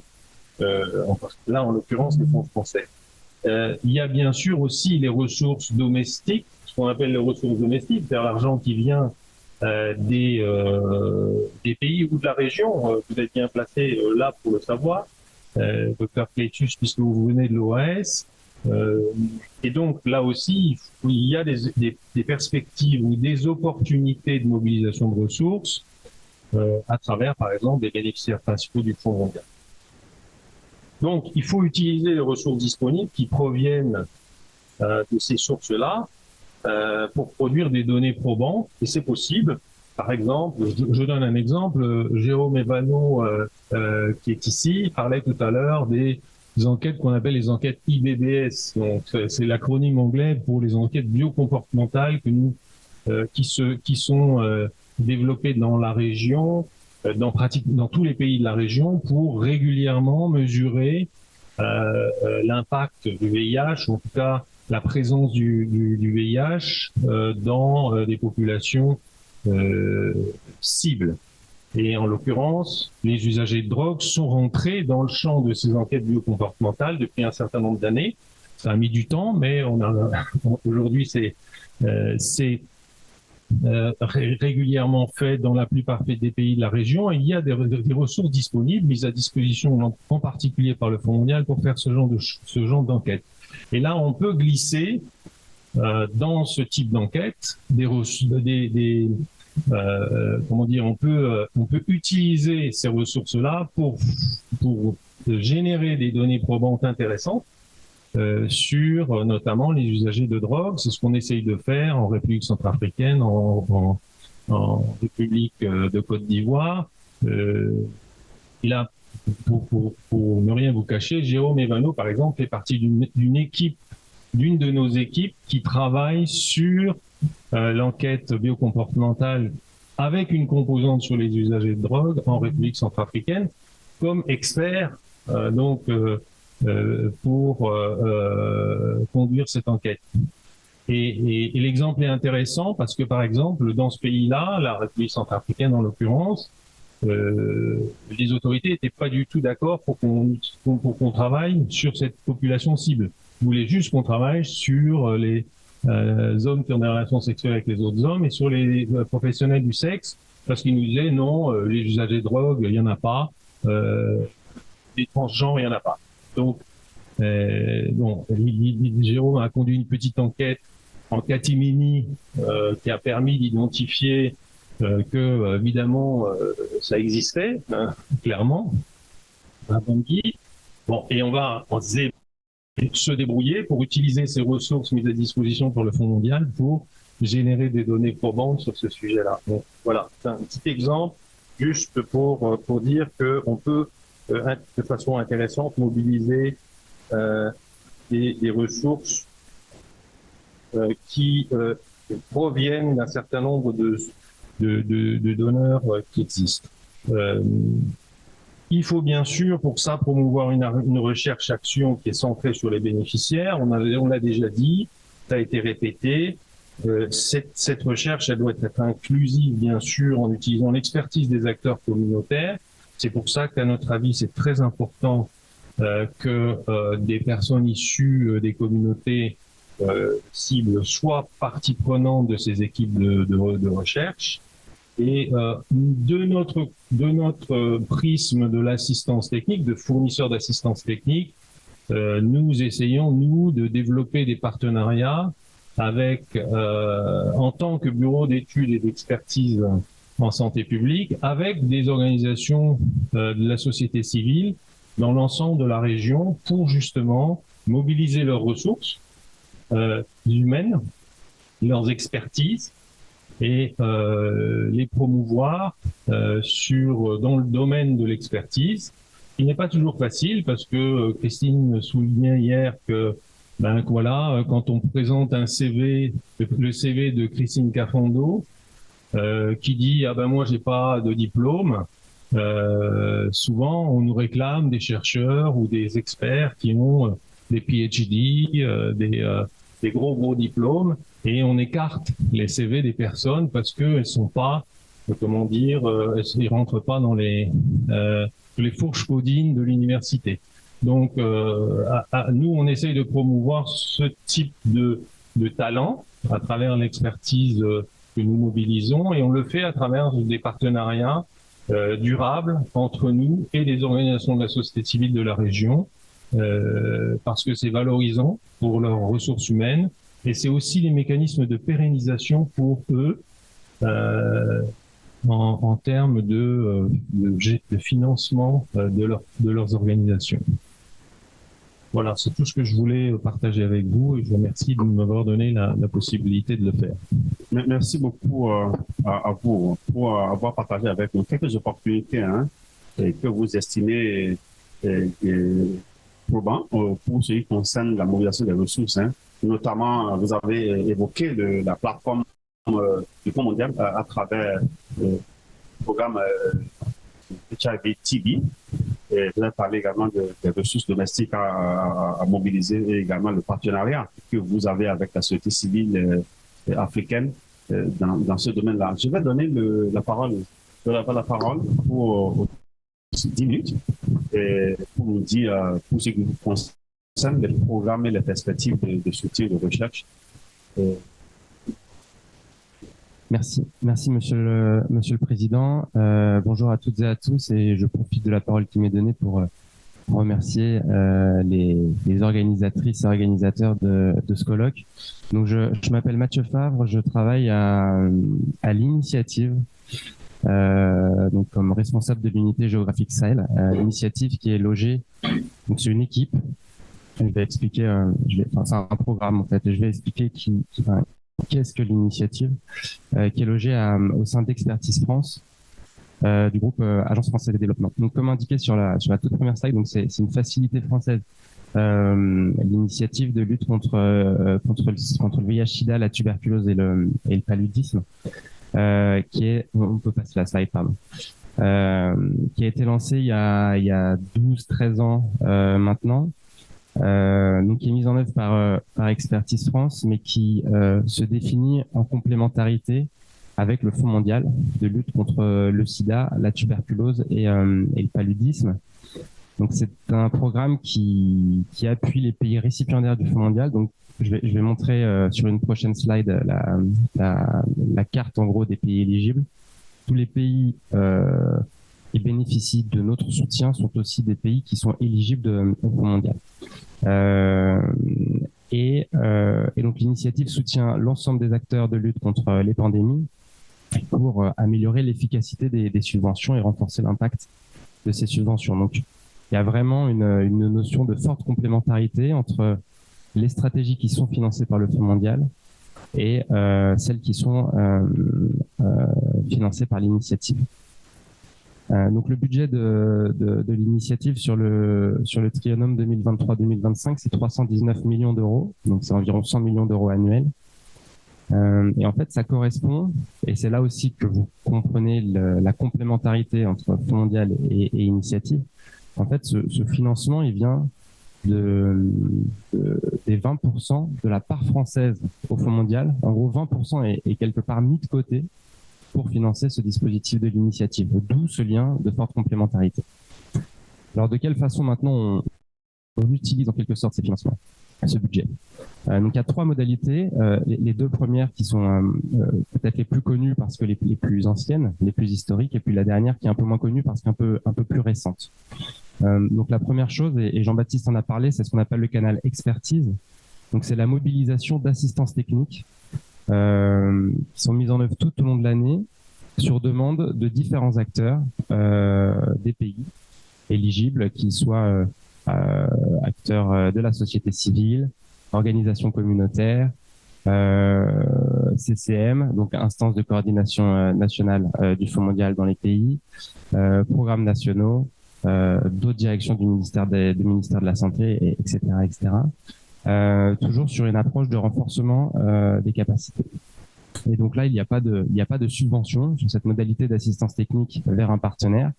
On reçoit une demande d'appui et on mobilise des experts qui partent sur le terrain sur des durées assez variables et qui en gros remplissent une mission sur la base de TDR qui sont vus avec le bénéficiaire. La deuxième modalité, c'est le canal projet. Donc là, on est vraiment plus bailleur de fonds quelque part sur cette modalité. C'est le financement de projet à moyen terme, entre 2 et 4 ans. Et on a 3 appels à projets qui sont publiés chaque année. Donc un appel à projet renforcement système de santé, un appel à projet population vulnérable et un appel à projet recherche opérationnelle. Alors je fais une toute petite pause sur ce point-là pour préciser un peu les choses, notamment sur le troisième, recherche opérationnelle. En fait, c'est des appels donc annuels mais thématiques. C'est-à-dire que chaque année, il y a une thématique un peu phare qui est mise en avant sur ces appels à projets recherche opérationnelle. Par exemple, cette année, c'était sur la pédiatrie, en lien avec les 3 pandémies. L'année d'avant, c'était sur le paludisme. L'année encore avant, c'était sur VIH, VHC et comorbidité. Voilà, donc je peux pas être certain ou promettre que le prochain appel à projet RO, par exemple, sera sur la thématique des usages de drogue ou de la réduction des risques. Mais voilà, sachez que c'est des choses qui évoluent avec le temps et que c'est, comme tu l'as dit, Alice, également possible. Mais ça, voilà, enfin, à mon niveau, je ne peux pas trop le déterminer à l'avance. En revanche, sur l'appel à projet PV, population vulnérable, donc qui sont des projets d'intervention, on entend par population vulnérable, donc les populations les plus vulnérables face aux pandémies, et on inclut ce qu'on appelle les populations clés, même si personnellement je suis pas fan de cette appellation, mais qui inclut les usagers de drogue notamment. Et donc dans ces projets d'intervention qui peuvent avoir comme bénéficiaires principaux, disons les personnes usagères de drogue, il peut aussi y avoir des activités de recherche qui sont incluses dans ces budgets. Alors ça doit pas être la majorité du coût du projet. Il faut que ce soit bien sûr en lien avec les activités d'intervention qui sont proposées dans le projet, mais il peut y avoir une partie recherche. Et puis la dernière modalité, elle est un peu mixte, je vais accélérer, ça s'appelle l'accélérateur.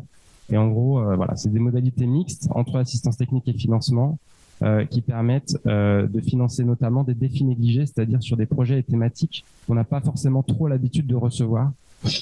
Et par exemple, un des défis négligés, une des priorités actuelles identifiées, c'est les ressources humaines en santé. Donc là, je passe très rapidement sur la slide des pays éligibles, juste pour vous dire qu'il y a une quarantaine de pays éligibles et que 70% des engagements, que ce soit sur l'assistance technique ou les projets, sont en Afrique subsaharienne sur l'année 2023. Et je précise que là, c'est une version courte de ma présentation. J'ai bien fait de faire court apparemment, mais il y a aussi une version longue de cette présentation avec un peu plus de détails qui est disponible sur le site du colloque. La réduction des risques. Qu'est-ce qu'on fait sur la réduction des risques? Parce que j'ai pas mal entendu dans ce colloque qu'il y avait des besoins, notamment de financement. Voilà, donc c'est important aussi de dire qu'il y a des acteurs comme nous qui finançons de la réduction des risques. Alors pas que, mais entre thématiques de santé publique, finance de la réduction, enfin, thématiques de santé publique et autres thématiques et autres approches, finance aussi de la réduction des risques. Et pas seulement de la réduction des risques, mais aussi des activités de prise en charge. Donc là, les chiffres que je donne, c'est pas seulement réduction des risques, c'est prise en charge également. Mais ça concerne en tout cas les projets en lien avec l'usage de drogue. Donc depuis 2012, depuis la création de l'initiative, c'est 37 projets qui ont été soutenus en direction des personnes usagères de drogue, 28 missions d'assistance technique, 28 pays couverts par les interventions de l'initiative sur cette thématique et 46 organisations de la société civile qui ont été soutenues pour un budget total de 53 millions d'euros, donc depuis 2012. Et vous voyez que c'est très majoritairement sur des financements de projets, c'est le camembert ici, et beaucoup moins d'assistance technique. Et puis à droite, vous voyez l'évolution des montants engagés sur la thématique, même si de manière générale, les financements sur la réduction des risques au niveau monde de tous les PTF ont plutôt tendance à stagner, voire à diminuer. On est sur une augmentation quand même assez constante depuis 2012 de la part de l'initiative. Et puis, concernant la répartition géographique des assistants techniques et projets sur cette thématique, donc vous le voyez, Afrique de l'Ouest, donc Golfe de Guinée et Sahel est la zone la plus représentée, suivie de l'Asie-Pacifique et de la péninsule balkanique. Et si on s'intéresse aux structures bénéficiaires de ces assistances techniques et projets, c'est très majoritairement les organisations de la société civile en local, ensuite les organisations internationales qui travaillent dans les pays éligibles, mais également les acteurs de la recherche et les programmes nationaux. Et puis ma dernière slide, c'était pour vous donner quelques exemples de projets et de missions d'assistance technique sur la thématique. Alors c'est pas exhaustif, j'ai dû faire une sélection. Donc il y a un projet que certains d'entre vous connaissent bien, YAPADRA, consolidation et extension d'une offre de soins de santé adaptée, intégrée et accessible aux usagers de drogue précaires et vulnérables aux 3 pandémies. Donc c'est une phase 3 d'un projet, parce qu'on peut financer un projet sur une phase de 4 ans, mais aussi financer des phases successives, même si c'est pas automatique, c'est une possibilité. Voilà, donc ça c'est un projet en Côte d'Ivoire. Et puis on a un projet au Rwanda qui a commencé il y a peu, le projet Tubiteo, donc de plaidoyer en faveur de services de réduction des risques auprès des personnes qui consomment des drogues au Rwanda. Un autre projet pour montrer un exemple non africain qui est déroulé au Vietnam, le projet Save the Future 2.0. Donc c'est lui aussi une deuxième phase pour améliorer la qualité des interventions contre le VIH chez les jeunes de 16 à 24 ans qui consomment des drogues.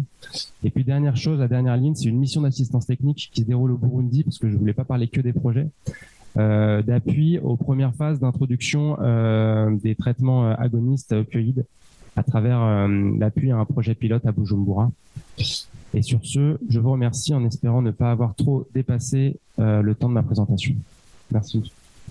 Merci beaucoup à vous. Avant de donner la parole à professeur Gallo, je fais partie également de ce panel-là. C'est mon nom sur le panel en tant qu'intervenant. Et je sais que l'OAS a attendu quand même pour dire quelque chose. C'est le moment pour moi de vous le dire. Et comme je l'ai dit, je voudrais le répéter, l'OAS, on n'est pas encore dans cette problématique-là. Il faut l'avouer. Et nous avons plusieurs programmes. Et si je suis là aujourd'hui, c'est parce que je gère 3 programmes à l'OAS.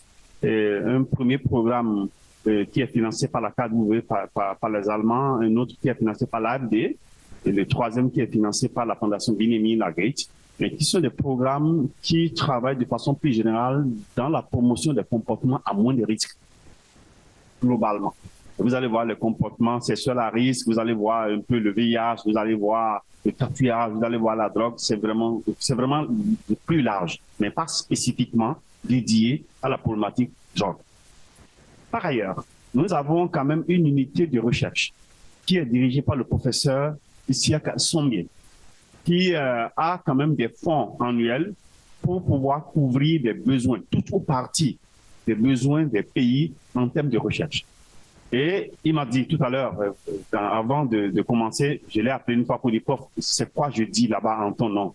Et il me dit de vous dire que l'OAS est ouverte à toute proposition en termes de financement, de recherche dans le domaine qui nous réunit cette semaine. Mais je tiens à préciser que nos financements en tant que CEDEAO passent par le ministère de la Santé.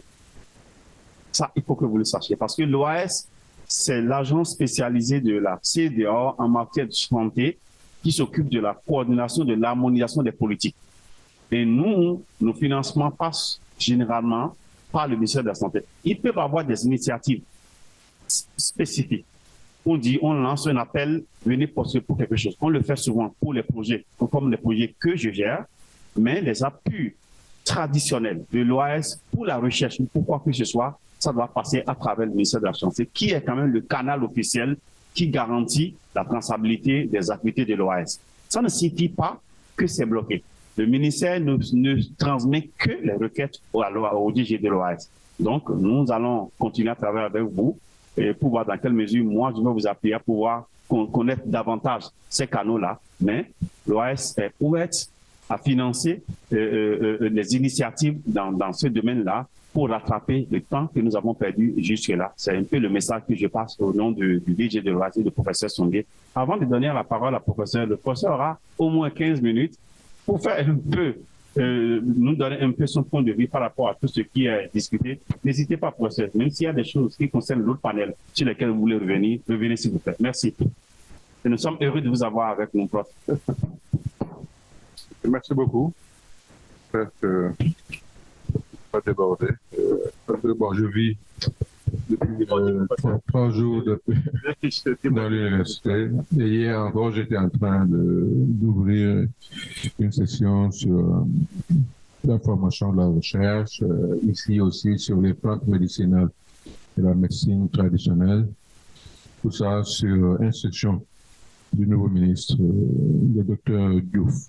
J'ai fait exprès de venir et suivre tout ce qui s'est dit, à partir de 11h et quelques, pour pouvoir donner un point de vue global et des nouvelles qui ont trait à ce sur quoi on est en train de travailler.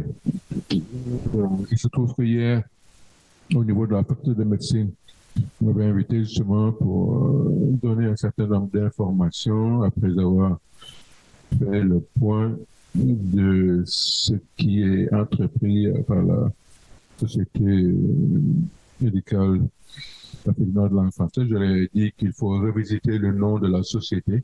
On ne peut pas continuer à l'appeler Société médicale d'Afrique noire. Ça crée une Afrique blanche, j'aime pas trop ça. Okay? Ça fait une dichotomie. Après, vous ne voyez pas de maghrébins dans la salle, alors que c'est un problématique. De langue française, c'est bien. Historiquement, c'est comme ça. À ce moment-là, vous êtes fermé au monde où les grandes communications se font en anglais. Okay? Il faut revisiter ce nom. Je leur ai dit aussi, que dans moins de 2 mois, je pourrais vous présenter un opuscule pour dire à quoi devrait ressembler un médecin sans prétention. Je ne m'apprends rien à qui soit. Et parmi les points, il y avait la notion d'être un chercheur avec un certain nombre de critères. J'aurais demandé aussi de réfléchir au fait que, quel que soit ce qu'on aura à faire, il faut de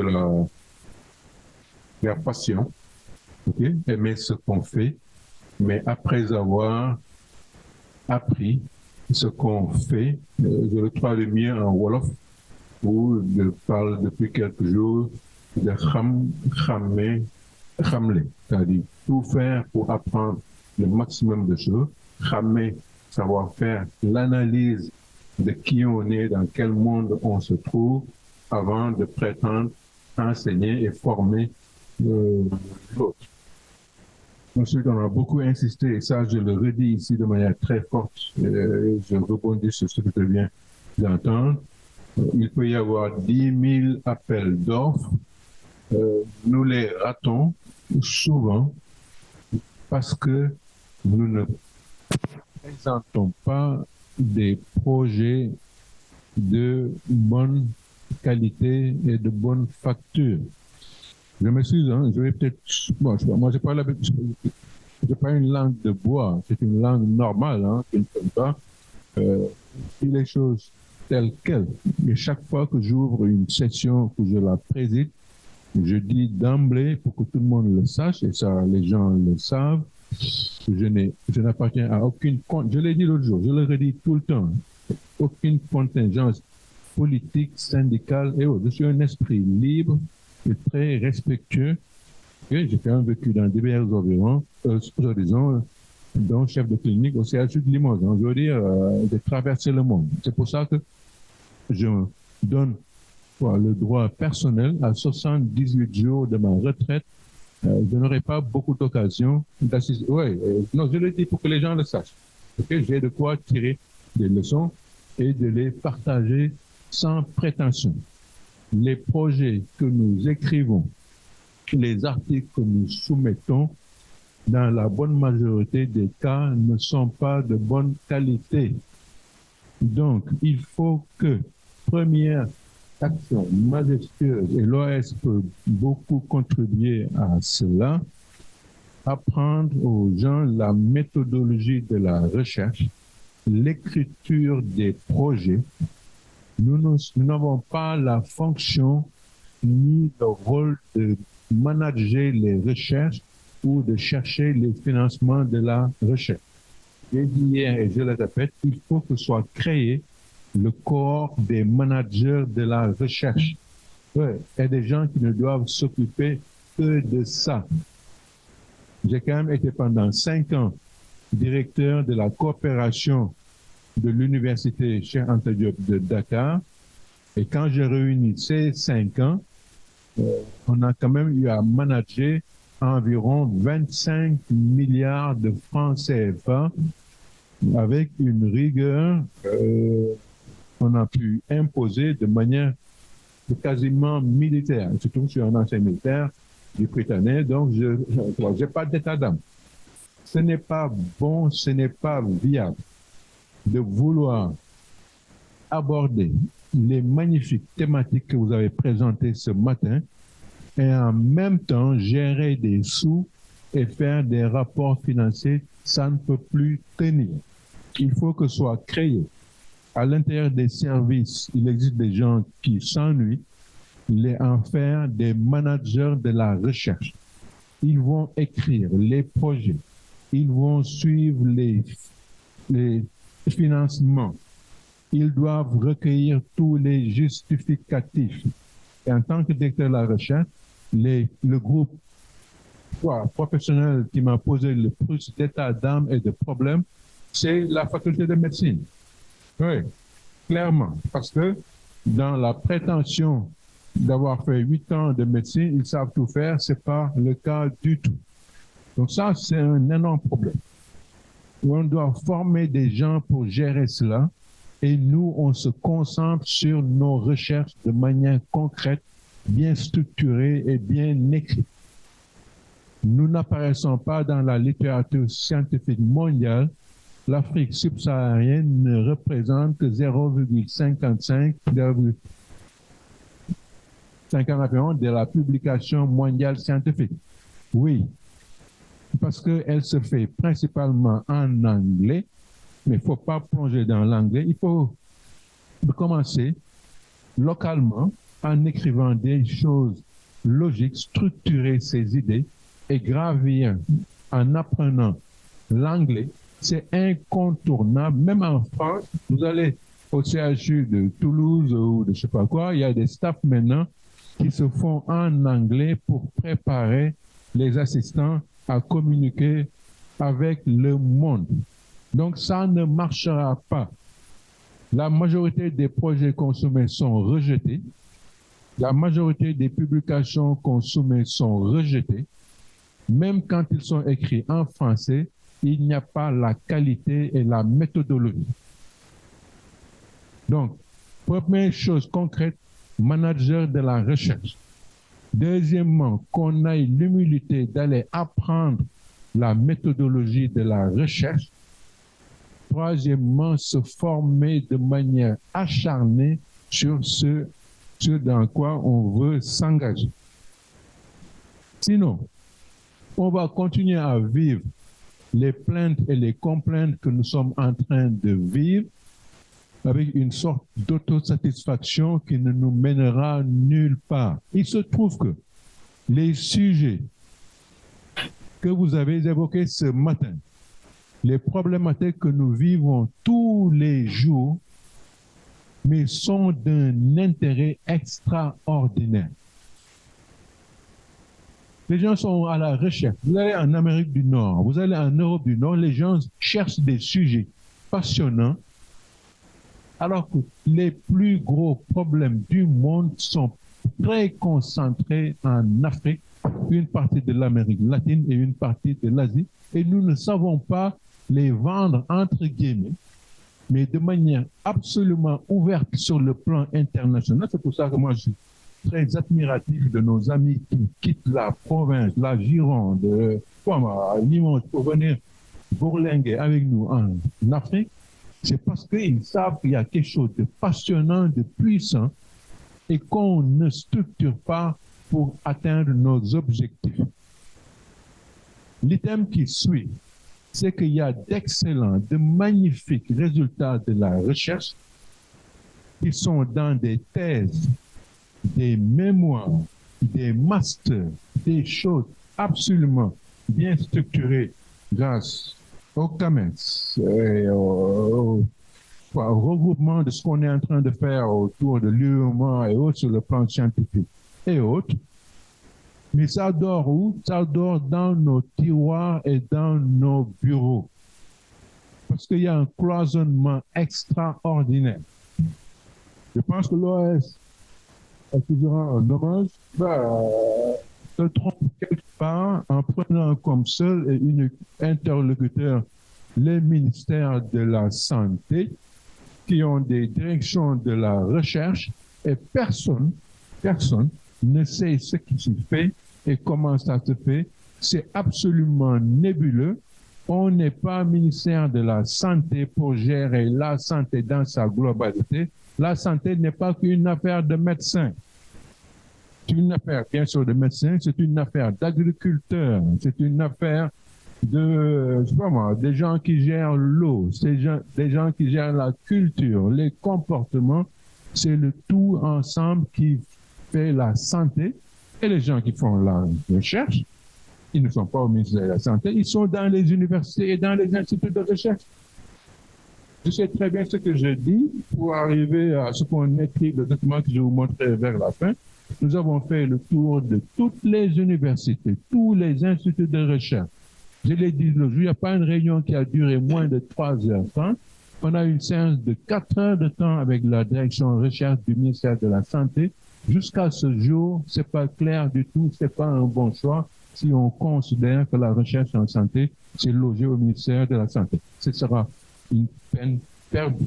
Je vous le dis franchement, je vous avais averti que je n'ai pas un langage diplomatique de langue de bois. Non, je vous dis les choses dans un but simplement de diagnostic.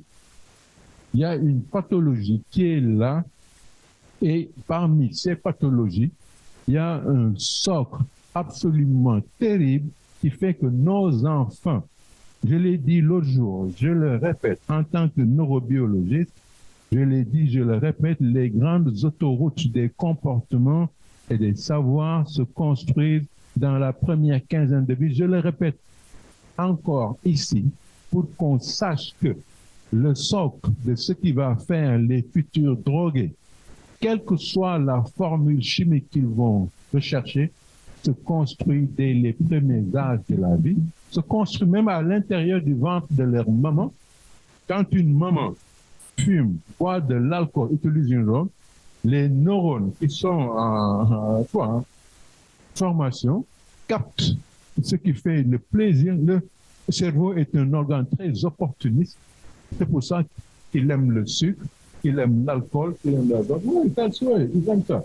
Et donc, quand vous imprégnez dans le liquide amniotique, l'alcool, le cannabis que la maman fume, l'enfant va le rechercher naturellement à l'âge de 8 ans, 10 ans ou au plus tard 15.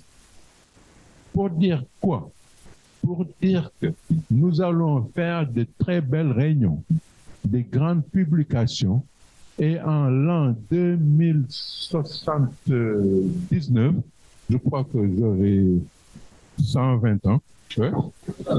Inch'Allah, ok, on va parler des mêmes choses. Donc, il faut qu'on descende. À partir des résultats de la recherche, nous ne communiquons pas assez. Nous ne communiquons pas bien. J'ai entendu les forces de l'ordre, on les a pas associés. Non, il faut les associer à l'entame des choses pour qu'ils se sentent concernés. Sinon, ils vont considérer, ça c'est les universitaires qui sont compliqués, nous on est là pour tuer. Non, c'est pas bon. Il faut parler avec les gens. Nous devons sortir des laboratoires, nous devons sortir des universités. Il ne faut pas attendre les ministères ou le système. Il faut y aller de manière généreuse, organisée, entrer dans les quartiers, entrer dans les villages, discuter avec tout le monde, avoir l'humilité d'écouter les gens. C'est comme ça que la première quinzaine de vie est mieux abordée, mieux gérée. Et je vous assure que dans les familles qui sont les nôtres, vous avez entendu le cri du cœur d'une mère qui donne naissance à un enfant merveilleux, qui a le bac, qui a atteint l'université, pour dans un environnement morbide qui est absolument développé à Dakar.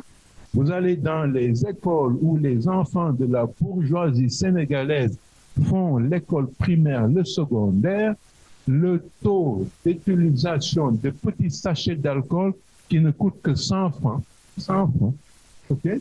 En même temps que des petits sachets de café qui ne coûte que 100 francs. J'ai refusé une offre de Nestlé il y a une quinzaine d'années qui regroupait 5 professeurs d'université pour organiser des déjeuners débats, des colloques pour convaincre la population qu'un enfant peut prendre du café, c'est pas grave, ça prévient même le cancer et le diabète. Je vous raconte pas des histoires. J'ai été appelé à partir du siège d'Accra pour en faire partie.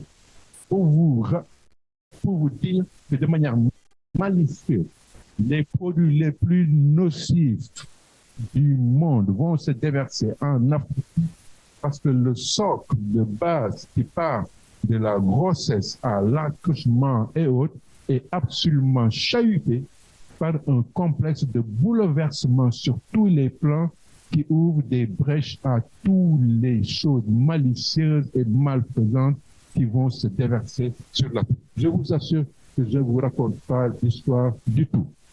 En termes de communication et de coopération, il faut qu'en utilisant les créneaux de l'UEMOA, de l'OAS, du CAMES et autres, on puisse quand même travailler à des projets plus puissants, multi-pays. C'est là où les bailleurs sont plus intéressés.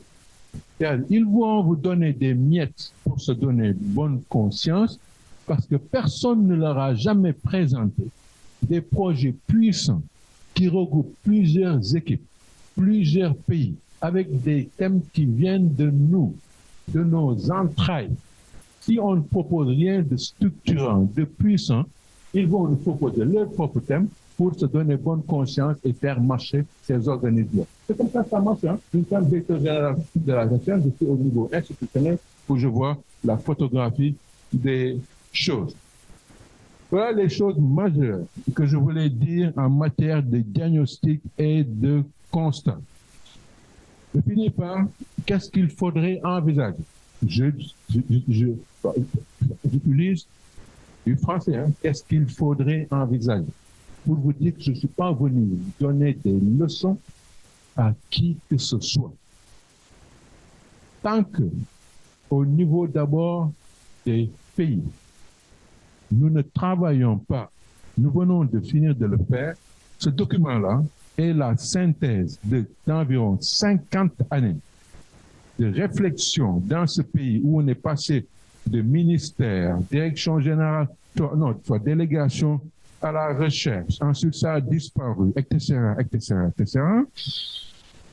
Moi, j'ai été réticent quand on est venu m'appeler direction. Non, je dis non, ça ne m'intéresse pas. J'ai passé 5 ans à la coopération pour apprendre, et puis bon, je suis allé pour dire, ok, bon, je vais y aller, il me reste 3 ans, je me donne à fond. Quand je suis arrivé, j'ai pris mon équipe, on est allé sur le terrain. On a écouté tout le monde. On a visité tout le monde. Pour finir par ce document-là, il n'est pas un document du professeur Gallagher, je le refuse, qui est un document de la synthèse de 40 années de réflexion et de challenge. On a mis 2 ans et demi pour le concevoir. Et pour la première fois, on a vu une générosité, une disponibilité de tout le monde. J'ai été impressionné. C'est-à-dire les syndicats de l'enseignement supérieur se sont mis à travailler avec nous tous les vendredis pendant 6 mois aux derniers montages qui ont donné lieu à ce document. Vous l'aurez. Il a été validé par l'ancien gouvernement au cours d'un conseil de ministres. Au moment où on devait le multiplier et le mettre à la disposition de tout le monde, il n'y a rien de secret là-dedans. Est venu le changement qui a mis en place un nouveau gouvernement, donc nous n'avons moralement pas le droit de diffuser un document tant qu'il ne soit validé par le gouvernement actuel. Il y a quoi dedans? Des choses concrètes qui en sortent. Je précise, ce ne sont pas mes idées personnelles. Moi, je suis un petit citoyen de rien du tout. C'est la mise en place, premièrement, d'un Conseil national de la recherche et de l'innovation, qui va être placé sous les auspices directs du président de la République, qui est libre de les mettre sous la responsabilité du Premier ministre, à eux de voir. le Conseil national de la recherche et de l'innovation aura la charge de réunir chaque année tous les ministères,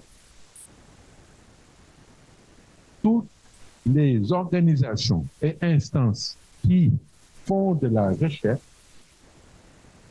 qui va les écouter et donner les directives pour toute l'année qui va suivre. Le Conseil national de la recherche va inclure la société civile, l'Académie des sciences et toute instance qui pourra jouer un rôle pour la recherche et l'innovation. Deuxièmement, je finis dans ce point-là. Je ne sais même pas. Mais bon. Le dit que ce n'est pas encore cas. Voilà, bon. N'hésitez pas à me dire quand vous avez. Il n'y a pas de souci. Donc, au Conseil national de la recherche va être lié, et ça c'est très intéressant pour vous et pour nous, l'Observatoire national de la recherche et de l'innovation. Parce que tout le monde ne peut pas être au Conseil. Dans l'Observatoire, vous allez avoir toutes les parties prenantes qui ont intérêt à ce que la bonne recherche se fait. Les investisseurs, les industriels, le monde religieux, le monde social, le monde culturel, l'agriculture et autres, sous forme de 4 groupes où les gens vont se rencontrer pour la première fois et parler de recherche et des dégâts que les drogues et autres font. Le premier, et je l'ai dit sans ordre de priorité, c'est One Health. One Health, c'est la santé humaine, la santé animale et la santé environnementale. Ils vont réfléchir et discuter ensemble dans un livre. Deuxième des observatoires, c'est l'observatoire annexe, agriculture, nutrition, élevage et pêche. Pour les agriculteurs, il faut rencontrer les chercheurs de l'ITEA qui viennent de découvrir la nouvelle variété. Et voilà, c'est ça les intérêts. Ça va bouleverser complètement les ressources humaines et autres. Le troisième des observatoires, c'est l'observatoire 4E. Donc, eau, environnement, énergie et espace. Eau, environnement, et vous voyez très bien que c'est un lien puissant et direct avec la santé. Le quatrième, c'est sciences, technologie, ingénierie et innovation. Même chose. Les génies qui trouvent des choses, et pour la première fois, ils vont se faire écouter. Et quand ils ont entendu les gens et les choses, c'est à eux, c'est l'observatoire qui le fait remettre au Conseil national, qui va choisir les meilleurs et les mettre en ligne vers quoi? Troisième trouvaille, le Fonds national de la recherche et de l'innovation, qui va être détaché partiellement du ministère de l'Enseignement supérieur, qui aura un conseil d'administration avec la représentation de tout le monde, y compris et surtout les bailleurs de fonds, qui ont leur mot à dire, parce que le but, c'est d'atteindre un fonds de 600 milliards et quelques de francs CFA. C'est-à-dire, on vise 1 milliard d'euros. Mais qu'on ne va pas distribuer entre copains et autres, ça va être hyper transparent.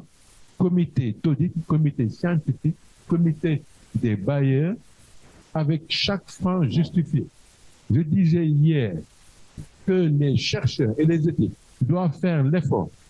Quand vous soumettez un projet à l'IRD ou à l'OPELF ou à l'AUF, vous avez soumis un budget de 10 millions de francs et qu'au bout du compte, vous n'avez dépensé que 8 millions de francs parce qu'entre-temps, il y a eu le Covid ou je ne sais pas quoi, vous n'avez pas épuisé votre budget.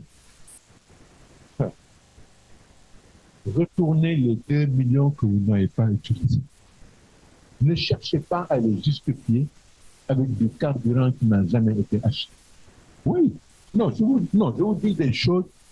Je le répète pour la 3e fois, j'ai été directeur de la coopération et j'ai vu des choses incroyables. Et ça, quand vous l'avez fait, le bailleur, la prochaine fois que vous soumettez un projet, les yeux fermés, ils vont vous faire confiance et vous financer. Je vous assure. Conseil national, Observatoire, Fonds national. Voilà ce que je vous invite. Chacun dans son propre pays, de manière généreuse, ouverte et concrète, à installer pour structurer les choses.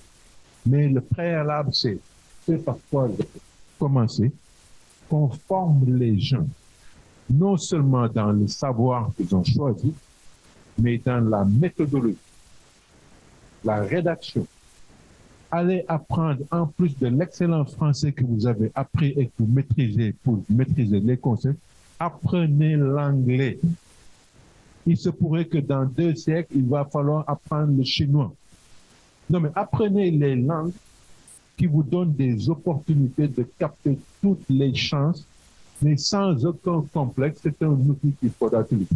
Je pense qu'on va applaudir le professeur, s'il vous plaît. Je vais commencer. Donc voilà ce que j'étais venu partager avec vous. Merci, professeur. Sur instruction du ministre qui est nouveau et qui est prêt à écouter toutes les propositions qui viendraient au ministère, mais qui sont versées directement au gouvernement pour que l'approche pluridisciplinaire, multisectorielle, qui touche directement nos problèmes, soit mise en place de manière mieux structurée. C'est pour ça que je félicite, je finis par ça, l'initiative que vous avez prise en organisant cette affaire-là et en organisant la direction de la recherche pour venir faire un peu son appréciation. Je vous remercie et je vous félicite. Merci, professeur. J'avais commencé à prendre l'autre, mais la méthode utilisée par le professeur, je pense que je ne vais pas dénaturer ce qu'il a dit. Et je sais que vous avez pu capter quelque chose de ce que le professeur a dit. Et je voudrais une fois encore remercier les panélistes pour avoir partagé généreusement leur point de vue avec nous par rapport à ce qu'on entend par la coopération et quelles sont les opportunités qui existent, que ce soit au niveau au bilatéral, multilatéral et au niveau également des institutions africaines, notamment l'UEMOA, l'OAS et le PAMES. Merci beaucoup à vous. Je pense qu'il est 13h45. On va clôturer. Merci.